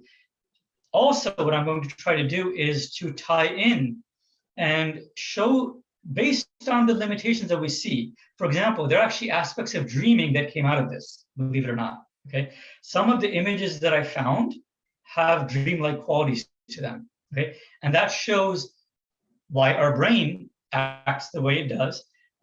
Also, there are other elements that I realized and I saw in this, that the aspects of our memory, I mentioned this a little bit, the example I gave, that if you saw 50 people in a crowd, we are not able to remember the fine details of all of those faces. And these systems have similar limitations in that the way that the memory works in these systems, visual memory works in these systems, is not that different. I mean, it's not identical to ours, but certain aspects of the weaknesses and strengths that we have, we see the same weaknesses and strengths in these systems. So that's an aspect that helps us to understand that, because these systems are ultimately complex networks that are self-forming networks. This is the key idea. These systems are self-forming neural networks. And that's effectively what a brain is. It's a self-forming neural network. And because of that similarity, that's the reason why the behavior of these systems is starting to mimic a lot of human behavior. These are the ideas that I want to have people understand and maybe explore further in the next talk and going further. And then once people start to understand these aspects, only then I think can we go into the more complicated aspects of neuroscience, because you really have to understand that our brain is a mechanistic system. It's not, a lot of people have a very romantic sense of us as beings and our brain. And while it's nice to have that, if you get out into the mud and the dirt of what's actually happening, it's very predictable. It's very deterministic, and there are elements that are not understood right now.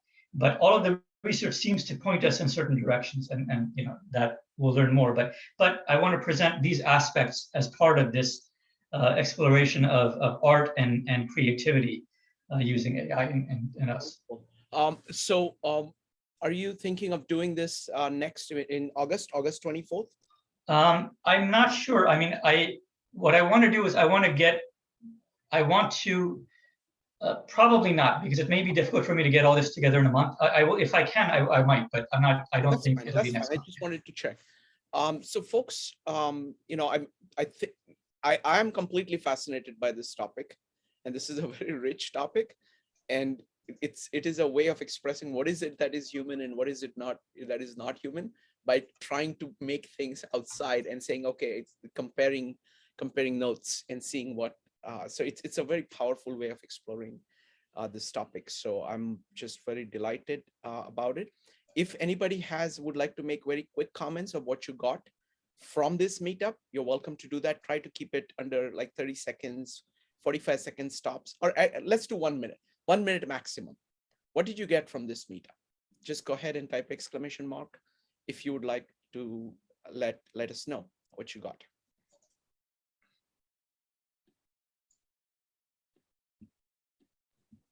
We'll start with Johnny. Johnny, go ahead. Give me just a second. I want to make sure you can unmute. Yes, go ahead, Johnny. Thank you. Yes, I got a sense of the current state of the art in creative visual artificial intelligence. Thank you. Wonderful. Thank you. Next up is going to be Joe, George, and Nicole. Joe. Yeah, I mean, I got a deeper understanding of GPT-3 as well as, the visual arts, but still thinking about, how far these machines have to go in order to actually determine meaning and what is meaningful. So it was a good presentation. Thank you. George, followed by Nicole. George. Yeah, thank you. I've used these, the chat bots, the ones that you can download to your phone. And what's interesting is the, GPT-3 and the ones that we were shown are so much more intelligent. I'm really, really gratified that we're that far along. Wonderful. Thank you. Thank you, George. Nicole, what did you? Oh, I'm sorry. I've learned why I've been banned from certain social media platforms. Okay, thank you. Let's see. So folks, what we're going to do now is I want to tell you about what is coming up. We got some incredible meetups coming up. Tomorrow, we are going to continue our exploration of Carl Jung. The topic, we're starting out with a book. We're going to do 4 chapters from the book. It is the most accessible work of Carl Jung. It's called Modern Man in Search of His Soul. And we're going to be talking about the spiritual problem of the modern man tomorrow. So that's tomorrow at 9 p.m. Eastern time. On Sunday, we have a Jungian analyst, and she's going to be talking about fairy tales, the wisdom contained in fairy tales, connecting up with Carl Jung's ideas of archetypes. Let me see, what else do we do? On Mondays, we do poetry. We do actually write collaborative poetry. Everybody gets to read their own poetry or poetry that they like. And then we do collaborative poetry. On Tuesdays, we do Confucius, Analects. We're going through that chapter by chapter. Next, we do on Wednesdays, it is this day. This is Comprehensivist Wednesday. We cover a whole range of topics. Next, on Thursday, we do Carl Jung. On Fridays, we're going through Bhagavad Gita. We are on chapter 16. We are going to wrap up chapter 16, and then we're going for the finale of chapter 17 and chapter 18. So don't miss that. So those are on the weekdays, and on weekends we have special presentations like the one on fairy tales. So if you are not part of 52 Living Ideas, go ahead and join 52 Living Ideas so that you can see all these meetups. This Wednesday we do in collaboration with the Greater Philadelphia Thinking Society. On Wednesdays, we have a rotating schedule. We have CJ doing all kinds of amazing topics, mostly on epistemological basis. We've got Sanjay doing the topics on neuroscience, and Mike is going to focus on improv. So we're going to be doing a lot of improv. So that's going to be something very different. So those are the regular ones. Plus we have different topics. So that's what we do. I hope to see you soon. Bye, everybody. And thank you, Sanjay. This was amazing. Thank you.